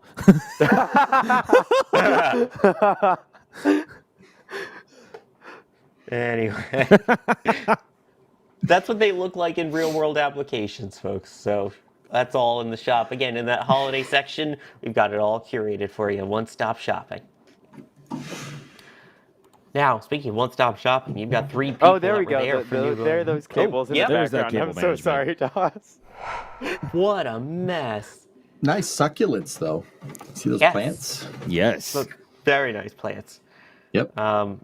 Also, did you know that New Glenn planted the landing on top of Jacqueline on the drone ship? Oh my Beautiful. God. It's a blessing and a curse, folks, to have this kind of You know what, quickness. Sawyer? Actually, that could work because, we'll get into that. Okay. Well, let's get into it then. It's all you, Let's get Max. into it. So, finally, as we appropriately say, with a boat going right in front of the frame there, after a very long and, dare I say, tumultuous start to the week, New Glenn has finally launched for its second time, carrying the Escapade. Oh my God, PTSD every single freaking time, Kevin. Oh my God. Every time. Don't lose your cool, man. Launched Keep it the classy. Escapade Keep it Twin classy. Blue and gold for NASA from LC-36 just yesterday afternoon at 3:55 p.m. local time. So we finally got a daytime New Glenn launch, and from what we could tell visually, everything went perfect. The launch looked spectacular. There was no clouds in the sky, so the visuals were amazing. And from what we could tell, it also got off the pad perhaps a little bit faster than Flight 1. So maybe there's some more to dive into as to why that happened. But regardless, it behaved flawlessly. The first stage performed exactly as expected. All 7 BE4s performed well. Stage separation went very smooth, and the BE3Us on the upper stage performed rather good, which is great because it seemed like, based on a video that Jeff Bezos posted, they had to do a bit of gimbaling correction there after stage sep, which is normal. Not every spacecraft separates exactly straight. But every bit of the flight went well. And following stage separation, that first stage booster came right back through the atmosphere, performed its brace for it, exo-atmospheric deceleration burn with three of its seven BE4s firing. So similar to what a Falcon 9 does for its entry burn. to slow itself down so it can re-enter the atmosphere at a speed where it can tolerate the thermal conditions that it generates. That went well, and then we saw it flying through the atmosphere, dropping speed like crazy. And then for the moment of truth, we saw a 3-engine initial landing burn and down to 1. And from some of the very jumpy footage that we saw, it seemed like they were pretty off target, and then they kind of walked the booster back over onto the deck of Jacqueline under a single BE4, the one in the very center here of the 7, and stuck the landing a direct bullseye. So finally, we finally have a second U.S. aerospace manufacturer who has landed an orbital first-class booster and landed it with absolute style. I think D and I were going absolutely nuts. Here is some footage of the entry burn here. You can see the line of 3 BE4s of the 7 there, and there's the shutdown. Oh my, it was glorious. I think this tracking footage was from the WB-57 imaging aircraft that NASA had up for this mission, stationed very far southeast of Florida. And we were all on the pier over at Jetty Park after that cruise ship had finally gone away. We were all crowded around the screen. We saw this exact moment. We saw 3 engines light, and we were just collectively like losing our minds as the feed jumped in and out. As we were like, like as it got closer, it was phenomenal. And we actually got onboards too. My word. I mean, what else is there to say? I mean, beyond, of course, moving back up to the upper stage, that performed flawlessly. They had a good SECO, and then they had a good second relight, and then deployed both blue and gold Escapade satellites at about T plus 33 minutes into the flight, and they separated well. But yeah, this screen grab is what really got us. And then we jump right to this, where we see it hovering exactly over the deck when we thought they may have lost it. And then it was just pandemonium over on the pier. I mean, we were all losing our absolute minds. It was a full-on Flight 5 moment because that was a first. Nobody except SpaceX to this point has recovered an orbital-class first-stage booster with Falcon 9 or Starship, even though Starship hasn't technically been to orbit yet. But they nailed it on only their second launch, and we can see the flashes there, which what we surmise are sort of harpoons digging themselves into the decks explosively to secure it to the deck to make sure it doesn't fall over or rock around. So, and that's actually what I was going to get back to you with on Sawyer, because you said that they planted it on the deck of Jacqueline, and maybe those harpoons were the roots of the plant going into the soil. I don't know. That's reaching. I know that's reaching. Don't do that. Don't. No. I know it's reaching. This. It's reaching. No, it's not reaching. It's harpooning. Oh my God. If you're gonna stick around here, don't do that. Wow. Oh, CJ with no filter today. I love it. Yeah. What else more is there to say? I mean, I would love to hear everyone else's thoughts, but this was an absolutely incredible moment. Certainly one that I will not long forget. And we still have to have the first stage booster come back into port. Like, there's still more to come. I'm so excited. That's gonna be so cool to see. Like we've seen Jacqueline, we've seen boosters. We're getting to see him with the landing legs deployed. So here, you're gonna get to see me be very sad about this cruise ship. I'm definitely not taking a Carnival cruise anytime soon here. Not to name drop. But there you can see the pilot boat for the cruise ship on its way. So I'm so thankful that we at least got it clearing the pad before there goes the cruise ship right in the way. That like hurt my soul. So it was like Kevin doing a great job when a significant portion of cameras entirely lost view. And the thing is, we knew that this was a strong possibility from the time this T0 was announced. We were like looking at the cruise ship and port schedule, and we were like, wait, it leaves, I think it was like 10 minutes before. Well, that might not be enough time. And we were watching as it just got closer and closer and closer, and getting more and more scared that it was going to line up. And then sure enough, it did line up. But we had it just long enough before the cruise ship there that, we got it clearing the pad, and then we were able to reacquire it in the sky. Now, last time around,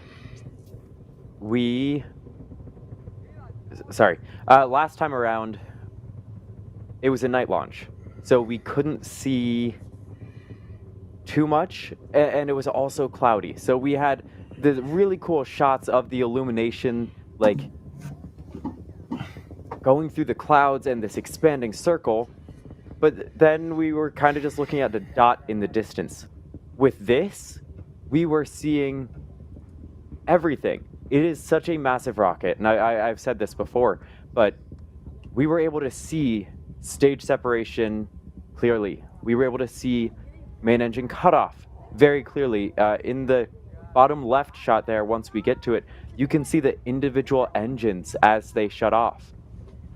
And so I think I was tracking for 7.5 minutes after liftoff, up until we already had the reentry burn, which you can see it in Blue's video, which they have that perfect shot. Like, it's really, really dim. You can just see the little bits of plasma. You can see the glow of the engines there, but it's incredibly dim, and we were able to see that from the ground. And as you can see, there are so many people crowded out there on the pier. It was, we were surrounded by other photographers, people just out to enjoy the time, people who traveled down there, and Blue employees. I've said it before, and I'll say it again. Launches feel way more impactful when you're getting to watch them with people who worked on the thing you're seeing fly. This is the ultimate achievement of success for an incredible amount of work that they've put into it. Like, we know what it's like when we have a launch like this one that scrubs, that delays, we've set up several times, and then it finally launches and we get to see it. It's finally there. And for them, they've been working on this for whether it's months, whether it's years, and this time around, they got a landing. It gets to maybe fly again. Like, that's such a huge success, and we're about to get to the fairing step here. So there you go. You can see those separating in that bottom left view. Like, gonna continue on booster. I don't even know what else to say. I was really lost for words. If we end up pulling the clip of the reaction there, you can see everyone is just shouting and celebrating. And Max, I think you can attest that the celebration at the end there really felt like a Flight 5 Starship moment. It did. Weren't sure what to expect. Now, I will say, I know on Flame Trench, I think I gave it an 80% chance of landing, but that didn't impact my excitement in any negative way once it actually did land. We had that moment where it was off to the side. I'm sure we're going to take more look at the landing here shortly, but they had, I think it was an onboard, then they had a drone view, and then we saw Jacqueline in the drone view, and we saw like the exhaust hitting the water off to the side. And then the feed was like frozen for a second, which clearly was from dust and exhaust blocking, I believe it's like 6 different Starlinks on there to provide that connection. Like, no internet system is infallible. And so they had those live feeds, and we knew it looked like it was hovering off to the side of the ship. And as much as we've talked about New Glenn being able to do a New Shepard-like landing and them having the control, not anything like SpaceX's where they try to reach zero speed as they reach the deck of the ship. So like we knew that they could do it, but we also, I don't think any of us were fully prepared to see that happen and see just how far off to the side it was. It was like 200-something feet off to the side of the barge. Yeah. Which, that makes a ton of sense. You got to protect your ocean assets. Like, they need to make sure that Jacqueline can support future landings. They want to make sure they have full control of the vehicle. Here we go. Like you can see, it's The coming feet down. cuts It's out. exciting. Yeah. We see the feet come out. We're cheering there. Something's it's just happening, like, and it's gone. What's happening? Yeah. And we were all like, what? And then this is the screen grab where we were all like, oh my god, and then it's just and then it cuts we right were to this, there. and we're all just like losing our minds. Yeah. Yeah. Anyway, I think I was in the longest run-on sentence ever, but we were just screaming, and I think you can probably hear my voice is a little bit shot just from the incredible celebration of that exact moment. It was right afterwards. I can confirm. Yeah. At that moment where I screamed, "Oh no!" as soon as I saw it off to the side in the feed freeze. I was waiting for it to come back with a giant, earth-shattering kaboom with like a Ship 36 type explosion, and all of a sudden I just kept screaming, "They did it! They did it! They did it!" It was unbelievable. And Speaking of people screaming, yeah. Uh-oh. Hi, Kevin. Come on, My heart is absolutely racing. Come on, landing burn. Oh. You've got this, new Glenn. Through the clouds. It's most excited I've ever heard Ryan ever. Standing wait, by it for gets better. reignition. There's the reignition of the BE4 engines. Oh my goodness. It's coming back through the clouds. Through the clouds. Let's see if we can go on board with Jacqueline. On board with the booster. Where's Jacqueline? There's the ocean. Where is there's it? the landing legs. There's the ocean. But where is Jacqueline? There it is. There is Jacqueline. Oh, it looks like we're slightly off target. It looks like we're slightly off target. And it looks like we have gotten a splashdown of New Glenn 2. Or is it on the deck? It was hovering. It's on the deck. They've done it. Blue Origin have done it. Oh my goodness.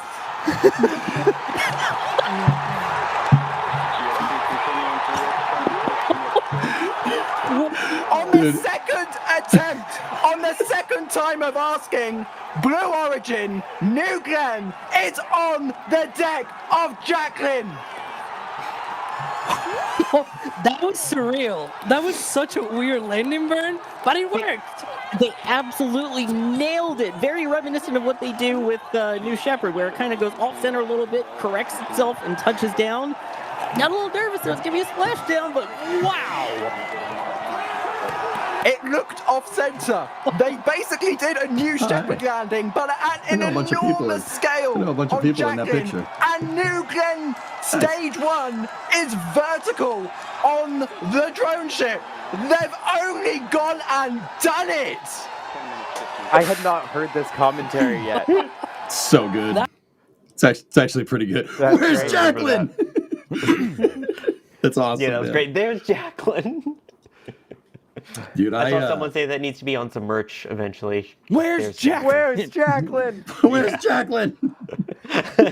Dude, Ryan, for what it's worth, I know you're out there in chat. For what it's worth, on my stream, I was like, no, that's going in the drink, and then it didn't, and I went when I saw it landed on the ship. I was like, oh, that's awesome. You know? I mean, I thought EJ, it was going in the drink, dude. I think we all did because we saw how far off of the barge it was targeting. But that actually brings me to a good point that Jeff Bezos actually tweeted a video from wherever he was watching from, and the booster was well off. It was aiming well off the deck of Jacqueline by hundreds of feet. And in that post, he said that they intentionally did that so that in the event that they lost an engine or two or all of them, that it would fall into the water, not right into Jacqueline, because right now they only have one Jacqueline. They only have one drone ship. If they lose that drone ship, that sets them back quite a while. So, and it looks just like New Shepard. Shocker, I know, but it looks just like New Shepard, targeting way off center, and then and then cutting to one engine, and under a single BE4's TVC. It's able to walk itself hundreds of feet over the deck. Remarkable control authority. Falcon can't do this. Starship can do this because it has multiple engines and it weighs a lot more. but good God, that's insane. Looks incredible. And look at the way the smoke has just totally enveloped all of Jacqueline. There's not a ship there, it's just a plume of smoke as it clears. That Good is Lord. amazing. You know, I was talking about this with people over on Twitch. I stream on Twitch, guys, for what it's worth. And you know, somebody asked me, like, isn't that super inefficient to have the booster just sit there and slew like that? And the answer is yes. I mean, Max, you said Falcon 9 couldn't do this. Falcon 9 can't do this because it doesn't need to. It's designed to just literally plop right down and go. Yeah. It does the hover slam, right? Yep. You know, but here's the thing: is that a terribly inefficient way of doing that? Are you incurring a ridiculous grav loss sitting there hovering a booster of that size? Yeah, absolutely. But you know, you guys said it a second ago. I think D, you said it, or was it? Sorry, you guys. There's only one drone ship. So you really want to stick that landing. You do not want to screw that up. Also, what was the goal of this? The goal was to get that booster back. That's the goal here. Who cares if it hovers? You have the margins. The Escapade satellites are tiny for this rocket. They're little. They're a little guy. You have the margins to do it. If you have the margins to do it, who cares if it's inefficient? Who cares? They got the booster back. That don't matter. You know, I think that's a great point. Yeah, the first Falcon 9 landings weren't efficient. Like, a lot of them crashed. I'm just saying, like, it's not a slight toward SpaceX, and this isn't a slight toward Blue. Yeah, it's really inefficient, but what the whole point was to get the thing back, and they did. So I'm just putting it out there. And Jeff Bezos said he posted on X that they will. This was really conservative parameters. Like they really had it run away from that drone ship and then move in. They'll dial it in over time. Yeah. Okay. Cool. And Jeff There you also go. said that too. Like they were being very conservative. Go ahead, D. Yep. Like, yeah, that's it. As long as they have the fuel margins to deliver the spacecraft to the orbit, there's no harm in hovering at that point. Like Falcon 9 can't hover based on the minimum thrust that they have and the weight or the mass that it has when it goes for a landing. So that's the reason they have the burn for Falcon 9 quite like that. But here, for any, you can think about any Falcon 9 mission where they have the extra margin to do an RTLS. They aren't pushing the bounds on those missions. If they have the extra margin, that they get to use a stubby nozzle on the second stage and everyone celebrates. Like, there are plenty of missions where Falcon 9 has extra margin. And so it's only, I guess you could say, a concern that it's inefficient for the missions that would really push New Glenn to its limits, whether that is orbit-wise, payload mass-wise. It's only for those that the efficiency of the landing burn really matters. Over time, of course, they will continue to improve, but they got it. And they delivered Escapade. Yep. Like, what's there to complain about? Why Nothing. does it matter that it hovers? If they can save a booster by hovering and avoiding a splashdown, that's awesome. Think about how much money they've just saved by not losing that booster into the water. I don't know. Oh, there's Oh, Max's geez. reaction. This is great. This is good. It's a roller coaster. Come on, Jacqueline views, come on! Oh, Where's the boat? Where's the boat? Where's the boat? Where's the boat? Where's the boat? Where's Jacqueline? Another where's Jacqueline? Wait,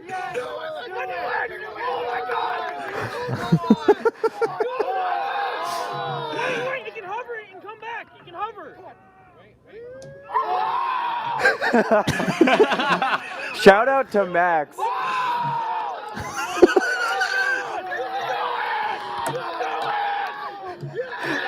You were the one to jump in there. It can hover, it can hover.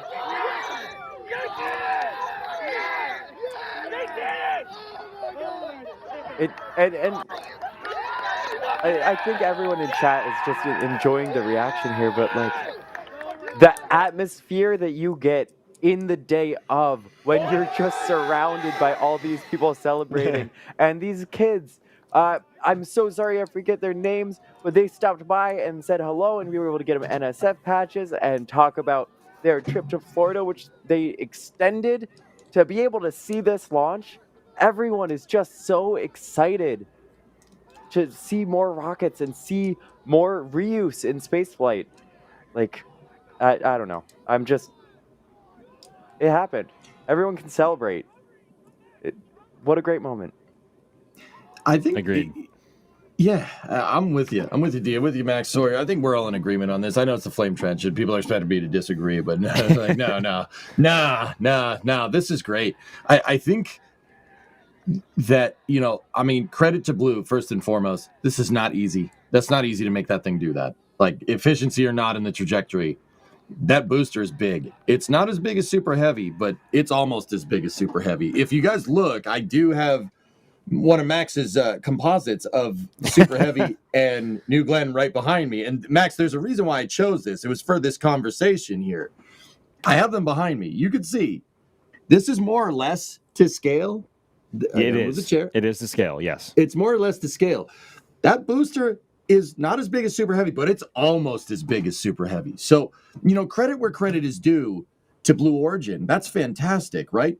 But also, I think the real more important precedent here that's set is that, look, landing boosters ain't a SpaceX thing anymore. That's an industry thing now. That's what's important here. Every rocket that's landed and come back, prior to yesterday, was that yesterday? That was yesterday. Yeah. Prior to that, that wasn't a SpaceX rocket. Dumped in the ocean. SpaceX rockets come back. If one company's doing it, it's kind of like, okay. All right. But, cast your mind back to, a couple of years ago, if you follow like electric vehicles, Tesla uses the NACS connector, which is the North American Connector Standard. I think that's the acronym for it. It's the plug that Tesla's used to charge. Up until a couple of years ago, everybody had a different plug. Ford had a different plug for their car. Chevy had a different plug for their car. And then, if one person is doing it, one company's doing it, it's kind of their own thing, et cetera, et cetera. But then Ford decided to adopt the same plug that Teslas use. And then everybody else did after that. That's an industry trend. That's a trend. Blue being able to land an orbital class booster out on a drone ship, out on Jacqueline. Where's Jacqueline? Sorry, Ryan. Blue being able to do this shows that it's not just a thing that a company is doing. This is a market trend for commercial launch vehicles. And guess what? I'm here for it. If you're making expendable launch vehicles at this point, good luck. Good luck. Good luck. You're going to get left in the dust. You're going to get left in the dust because you'd be out of your mind to think that Blue won't be able to scale this technology. Yeah. It's a trend. It's a market trend. It's not. SpaceX has competition. This is a market trend. And guess what? Come next year, Stoke's coming. Relativity is coming. Rocket Lab with Neutron. Relativity with Terranar. Stoke with Nova. Reusability is the future, baby. And guess what? I'm here for it as a shuttle appreciator. I'm here for it. All right? Amen. I'm here for it, man. Yeah. And also, mind you, this is only their second flight of New Glenn, and they freaking nailed it. Nailed it. Not just with the landing, too. The launch was flawless. And I was doing some back and forth footage comparison between Flight 1 and Flight 2. Flight 2 left the pad a good amount quicker than Flight 1. So was that a payload? Was that a mass thing, or did they do some work on the BE-4s to uprate them to compared to what they were before? We don't have any official word on that, but Blue did announce. They had a graphic that showed that each BE-4 produces about 550,000 pounds of thrust, which is a lot for a singular engine. And so all 7 together, it's about 3.8 million pounds of thrust. And that's about the same as Falcon Heavy in a vehicle that's much bigger. So that's why it moves a lot slower, because the thrust to weight ratio just isn't there by comparison to like Falcon or Starship for that matter. But it got the job done, and it did it well. And they're bringing the booster back, and they probably have the option to refly it maybe 2 or 3 or 4 flights down the line. I mean, we don't exactly know what the booster needs in terms of refurb or how extensive that journey is going to be, but they got the booster back. literally everything worked. Everything worked. Now, I would say I think they'll definitely have to do a bit of stuff with the landing legs. Now, there's like that patent, and we saw a lot of people were commenting on what looked like the explosions at the end, the method to immediately secure Glenn Stage 1 to Jacqueline. So, like, some work will clearly have to happen there. I'm sure, especially for the first one, they're going to want to inspect. They're going to want to see what things they need to learn. And over time, just like SpaceX has moved to like minimal inspections or engine replacements and everything, like Blue's going to want to have a very thorough understanding of this booster, what it went through, where there's what they need to watch out for, and all of that. Down the line, perhaps not. Maybe they see, wow, this is re-entering really softly. We don't have any major wear points. Maybe they can get some rapid turnaround with these boosters at that point. I for one, can't wait to see it, but I'm not going to let these early reflights and the timeline here dissuade my enthusiasm for how fast it could be in the future. Oh yeah, here we go. Let's go. Where's the drone ship? Dude, I totally called this wrong, and I've never been happier to be wrong. Landing legs have deployed. Come on, baby. Nope. No good. She's in the water. No. Watch.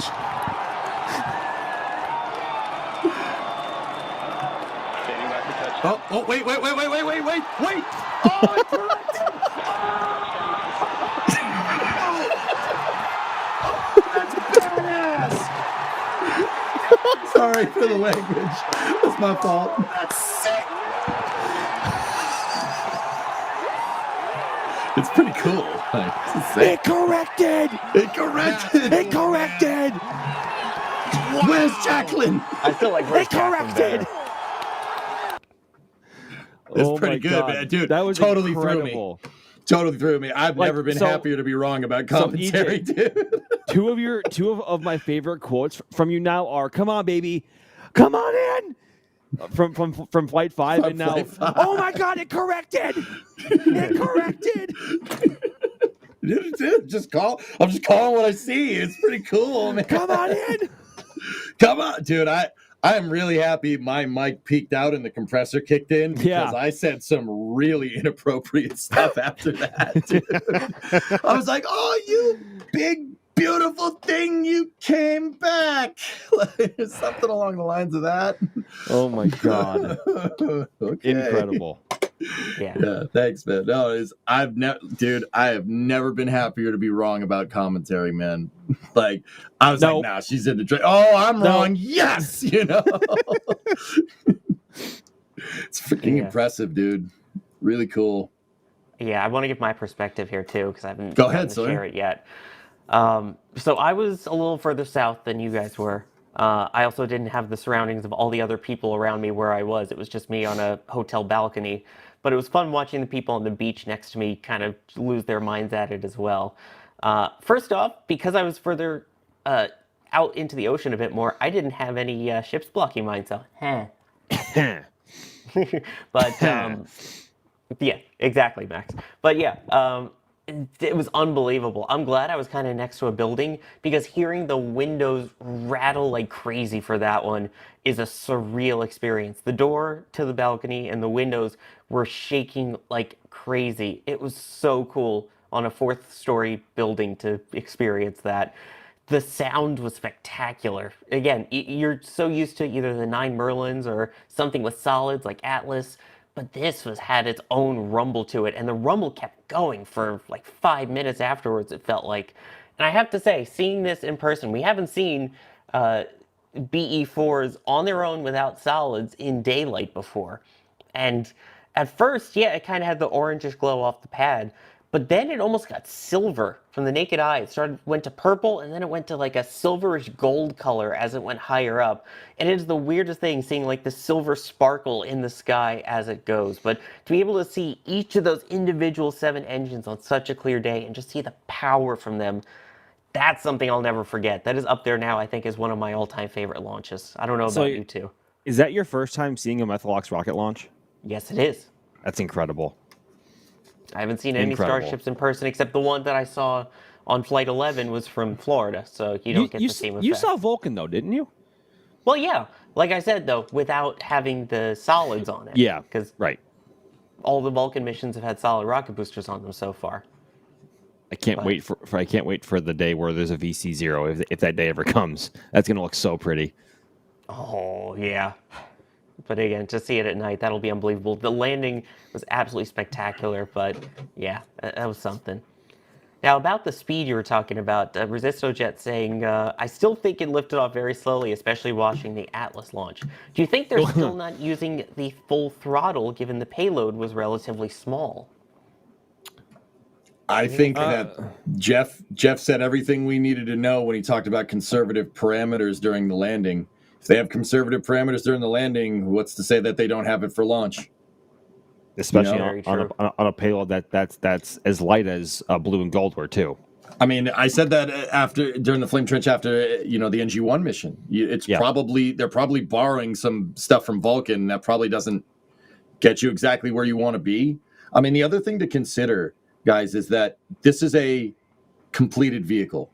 All right. Yes. It's not an iterative prototype.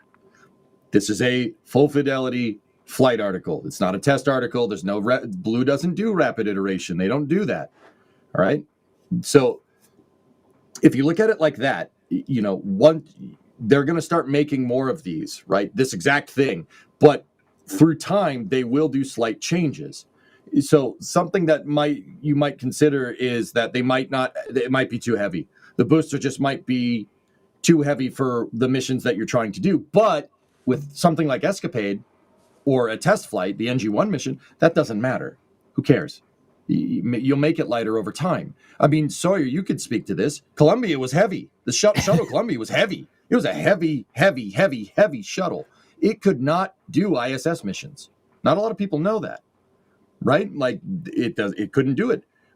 Discovery, Atlantis, and Endeavor, much lighter, were the ones that built the ISS. Because Columbia couldn't get there. It couldn't get there because it was the first orbiter.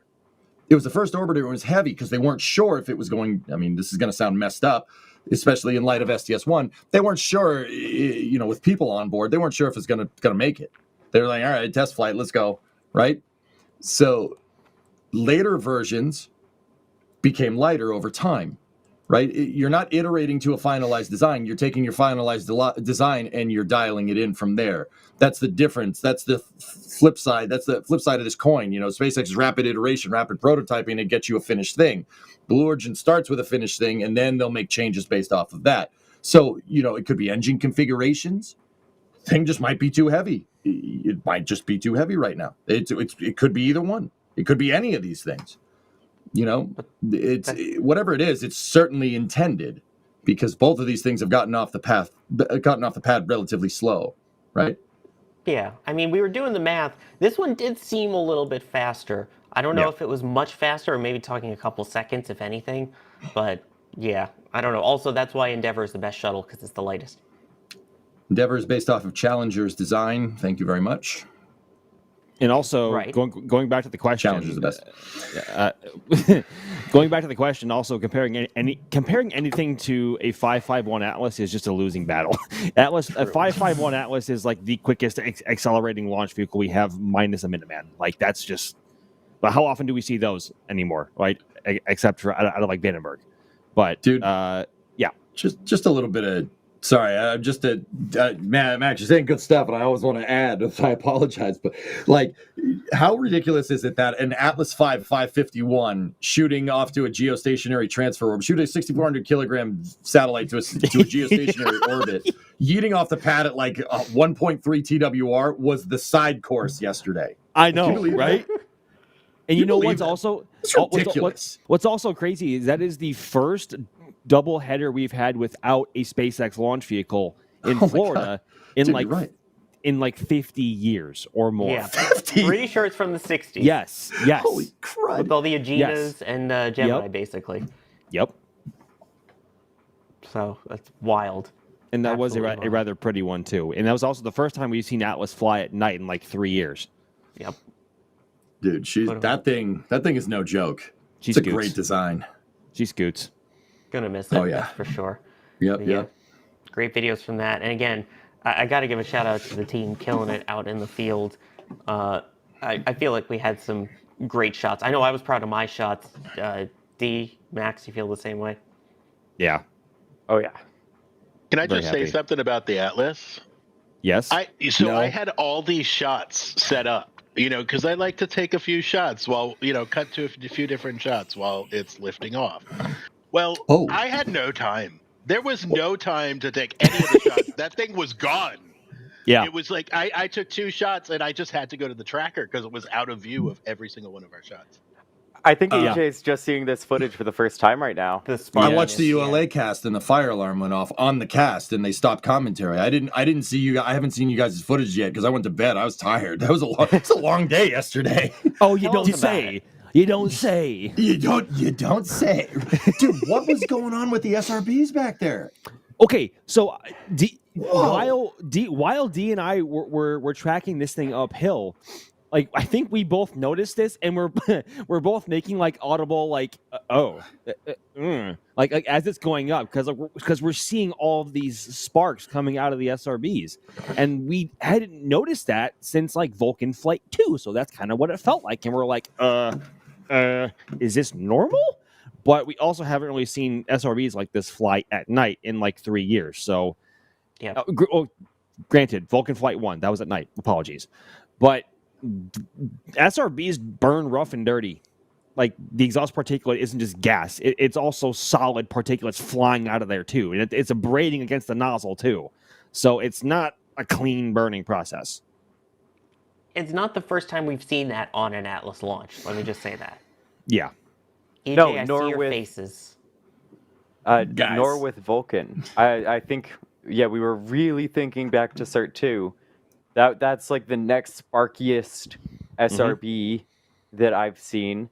And that one wasn't great. But also, we're not super used to seeing Atlases launch with SRBs at night. It's been a long time. We're not getting a ton of Atlases launched.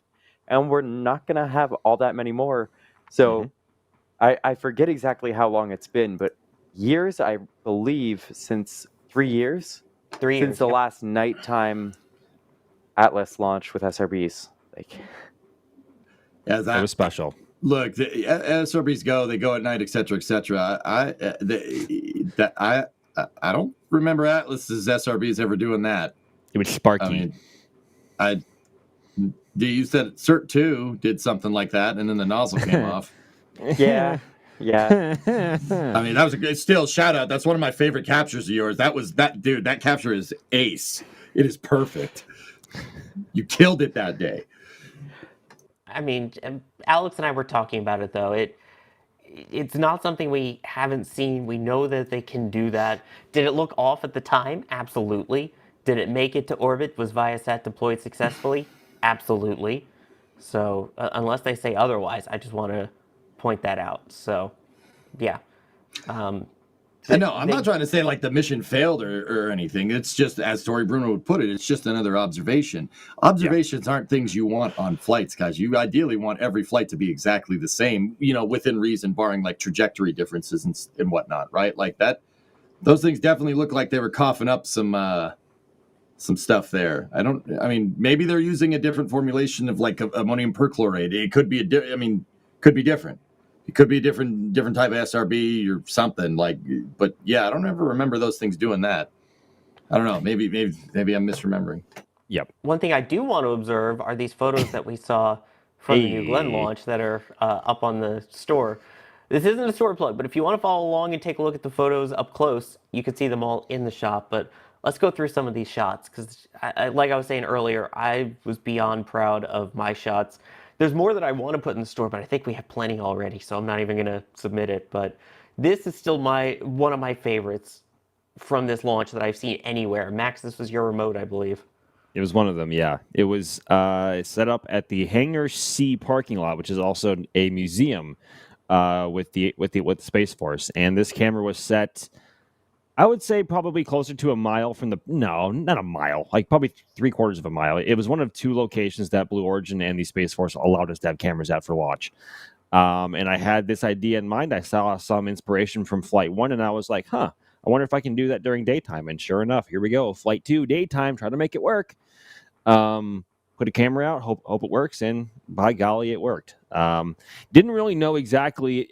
I framed it kind of conservatively, in that this image is cropped in a little bit compared to what the raw is, because I didn't know where the rocket was. Obviously, it's obvious now, but the rocket was to the left of the lighthouse at the bottom of it, and I thought its turnover or its pitch over for its gravity turn was a bit more aggressive than it was, and that it would either be straight over the lighthouse or just off to the right of the lighthouse, but it was still off to the left. So that's why I'm glad. Jeez Louise. I'm glad I framed it conservatively. No, it's been a long week, EJ. Yeah, I know what you mean, dude. Yeah, and it was still off to the left, but because it was framed the way it was, there was still some room to play there. And now it's in our store. So beautiful. And then, of course, the 3-eyed smiley face. Yes. Yes. Also captured from one of the remote camera locations that Blue allowed us to go at, and this was captured with a very high focal length lens, albeit I wish I had longer. Oh, you always wish you had more focal length. D, I know you know that too. I had somewhat of it was an okay shot from Flight 1. It was at night, it was dark, it was very far away. I wasn't zoomed in enough. But daytime, we knew roughly what we were going to get, and the sun was going to be in the right spot. So everything is lit beautifully from all of our cameras' perspectives. So, you can see all 7 BE4s singing away in unison. Many mock diamonds in a gorgeous blue and purple color. Like I didn't expect that. I thought it would be a lot more blue, and I was genuinely worried from where we were observing the launch that the exhaust would blend in a bit too much with the sky, in that it would be a bit tricky to bring out. But as we can see here, methane does burn, for the most part, pretty purple, and it is rather lovely. And it was indeed lit. Is that Jack's face? What? Oh my God! Kind of got the beard. You know what? Now you mention it, Kevin. I can see it now. I who's definitely see Jack? it. I don't know who you're talking about. Elk. Oh, okay. Yeah, so this one is one of mine from the other one, not the lighthouse remote location. And I have to say, I am so incredibly glad that despite all our frustration in the moment with every little bit of delay, that it moved to just a bit later in the afternoon, because as a result, the sun was lower on the horizon. We were able to get more contrast on the vehicle there, so we really have a shaded side and just, brilliant clarity to the rocket. It's really cool with New Glenn, like, especially during the day, you're not really worried too much about overexposing that flame. It is dim enough, and yet, like Max said, it's still defined enough compared to the sky that if you're exposed for daylight, you've got the flame detail. You're not really losing anything in there. And you can see that frost on the vehicle that was there all the way until after landing. I know some of us were wondering, was that some paint wearing off on the bottom of Don't Never Tell Me the Odds? But no, because of later pictures we've seen, that was just frost, and the paint is in fact still there. And so I was really grateful. I didn't really have to do much of a crop. It's always interesting at these locations, because there are, I'd say, a rather narrow area where you can really set cameras to have the clear view. And so everyone's crowding together and lining up shots, but despite our cameras, with that spot at least, being within 20 feet of each other for the most part. Like, Yeah. everyone came out with such different shots and planned for very different things. That, I There we believe, go. is Julius. That's right? Julia's. Yep. With the right after Max Q with that plume behind it. That was such a cool sight. Yeah, and I have to say, so glad Julia was out. She came by the jetty. Max and I were at the jetty, and Julia was going around to, I mean, y'all on the broadcast probably know this, going around to different viewing locations, seeing how they were filling up with people. Julia delivered patches so that we could continue to hand them out to people on the pier. Thank you so, so much, Julia. And she got this shot from, I believe, right around the port area. I think she said she stopped off by Grills because she didn't have enough time to get over to Cars Park, which is also where some people watched from. But yeah, she did not have a bad view. No, not one bit. I always love the wide shots that really give you the context. That you see a lot of, like, it's always a trade-off. We're always saying, love more focal length, but at the same time, yeah, sometimes those wide shots really show that trail that you otherwise don't see. And that's why I love this one that I was able to take, is you really get the perspective of the scale with the lighthouse, the ocean, the dredge in front of it, and then you just realize how massive this thing is. Again, this is about the size, approximately, of a Saturn V we're talking here. It's comparable to a Saturn V. And then with those ridiculously tall towers, that's why I love this one. You just really get to, like you said, get the whole scale of it. It's one of my favorite shots. So good. Man, the team absolutely nailed it on this one. It was a good day. It was a good day. It was a very good day. I do have a bunch of support that I want to get through here because I know Twist is coming up as we see a couple more of the shots from launch day. I believe this is another one of yours, Max. Yep. Indeed it is. Shots. Right before the cruise ship came in and wrecked our view. Yeah. I actually have I have a photo in our drive, and it's just after it cleared the towers, and there's the very tip of the bow of the ship, like just coming into frame. Well, it's fine. That's why again we have my angle and your angle. So you got yours just before, and then mine with the wider out. So it keeps the continuity as you go through the photos. That's it. Let's see here. In terms of support, Tyler W. much earlier with the $25 super chat. Now with SpaceX, Rocket Lab, and Blue Origin, do you guys see the end near for ULA? I'm going to go out and say, I don't think so. They have their military contracts. They have reliability behind them. You've heard them tout the 100% success rate. You see all the bullseye targets and things that they put out after each of the launches. That's for a reason. So yes, it's more expensive, but the government views that as, hey, this thing is reliable, so I'm going to stick with it. I mean, the fact that it doesn't have reuse does up the price dramatically, but I don't know if you have any other opinions. I want to hear EJ's thoughts on this. Yeah. Oh, little old me. All right. Okay, let's think. So, I'm just like, do you see the end for ULA? No, Sawyer, you're right. It's the defense contracts. They ain't going anywhere. They aren't going anywhere. They're contracted for 30 plus launches for Amazon Leo, as it's called now, or formerly Project Kuiper. I like Project Kuiper. I think that Project Kuiper is a better name. Sorry, I'm sorry. It's a way better name. Agreed. Yeah, all right, cool. We all agree on that. Excellent. Perfect. They're not going anywhere. And, like the thing is, Sawyer, like they do have smart reuse. The ULA has talked about a concept where they jettison the engine section on Vulcan and it goes through a heat shield and it has a heat shield on it. An inflatable heat shield pops up. It goes through reentry and then parachutes down. They go fish them out.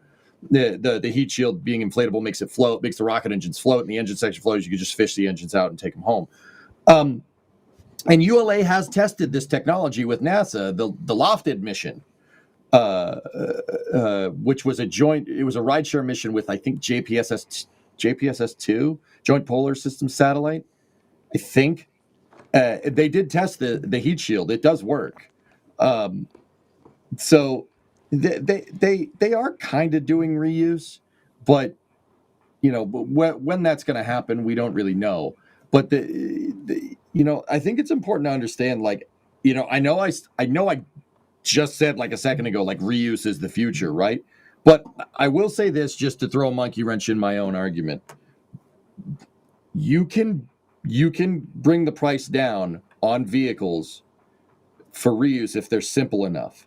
Even expending vehicle, not for reuse, for you can bring the price down per launch with an expendable vehicle if you can mass produce it. It's possible. Now, whether ULA is going to do that or not is one thing or the other. Like, okay, I know some people like it, some people hate it. I love it. Ares 1 would be a good example. Ares 1 is not very complicated, compared to your rocket. The first stage is just a solid rocket booster. It's got like one or two moving parts. If something like Ares 1 could have been employed in mass, right? Or something like Omega. Yeah, I know. He's shocked by this, right? If something like Omega or the sigh though. Oh my God. If something like this could be employed in scale, you can have an expendable vehicle that is cost effective in a primarily reusable launch environment. However, I don't think ULA is doing something like that. But the defense contracts, Sawyer, and all their contracted missions for Project Kuiper are really going to keep them afloat for a very long time. I wouldn't worry about it. I don't think they're going anywhere. Agreed. Continuing through here, Sam Morgan saying, yes, New Glenn's thrust-to-weight ratio at liftoff is low, but the MECO velocity of New Glenn is higher than Starship. It sure is slow off the pad, but that MECO velocity, though, it is fast. And again, keep in mind, Starship not planning on going to full orbit yet, so that may be part of it. Saturn Man, Ryan's commentary during the booster landing made one of the most intense NSF moments ever. Holy cow, thank you everyone at NSF. That was absolutely really was brilliant. Good.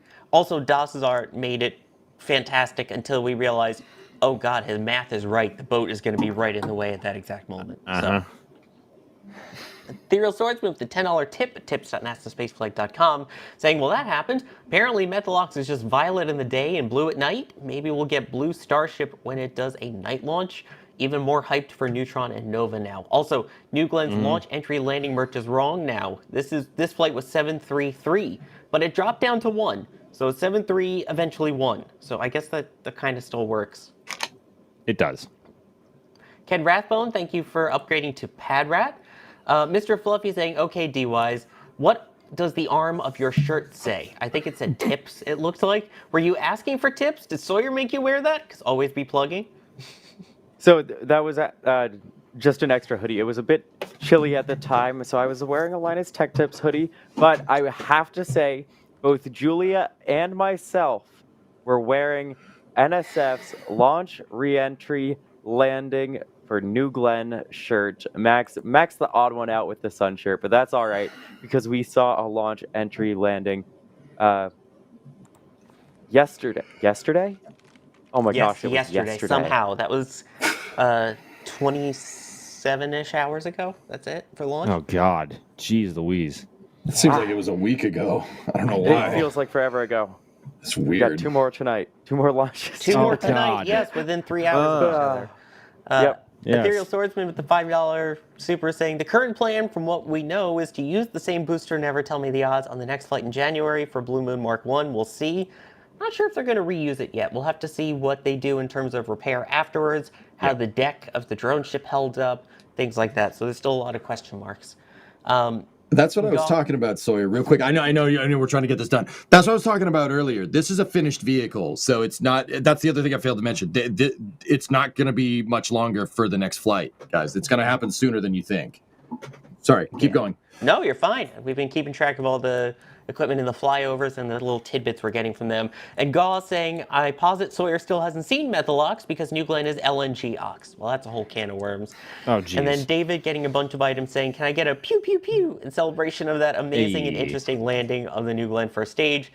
Now that Jack is at his new job, what's going to make the new intro? Thanks all for the great coverage and a fun flame trench.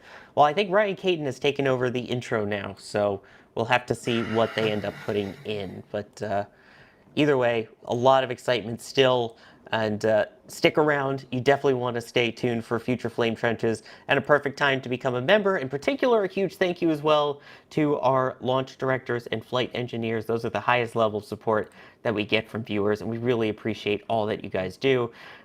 These are the high names that well, I'll give Kevin a second to pull them up. There we go.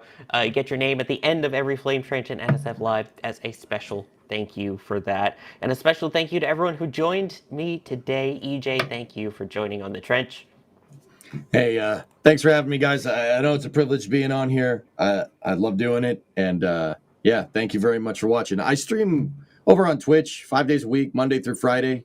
I'm usually there for copious amounts of hours playing. I've been playing a lot of Battlefield 6 until like 3 in the morning. It's a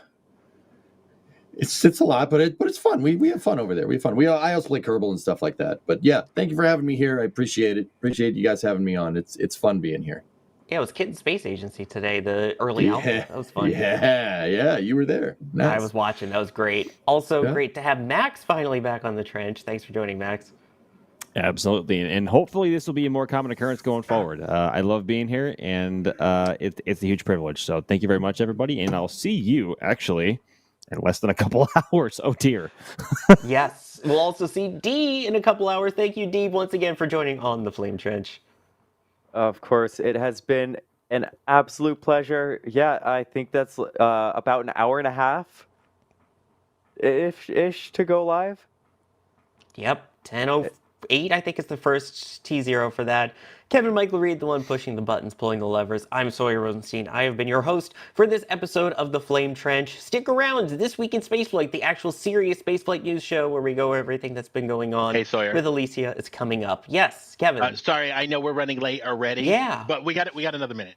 So I follow someone because I'm a network geek. I follow someone on X who works on the networks on New Glens, and they said something today. We have already been building and integrating multiple additional New Glens, so we know that there are many in that big, huge building in Florida.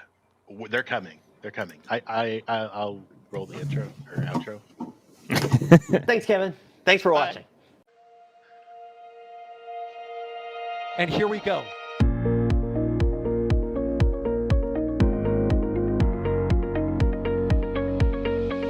We have liftoff.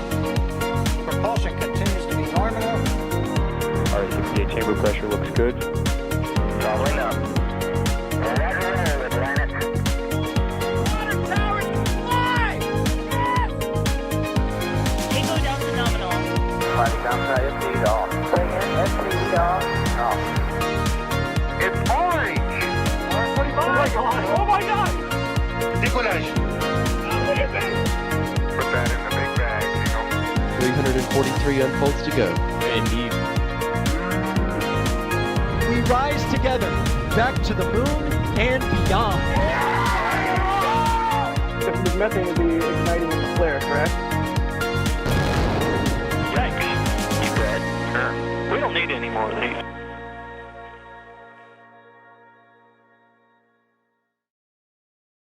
Go watch Twist. Twist, it's starting. The premiere's starting. Hurry up. Get over there. Go watch Twist. Oh, I'm waiting for you.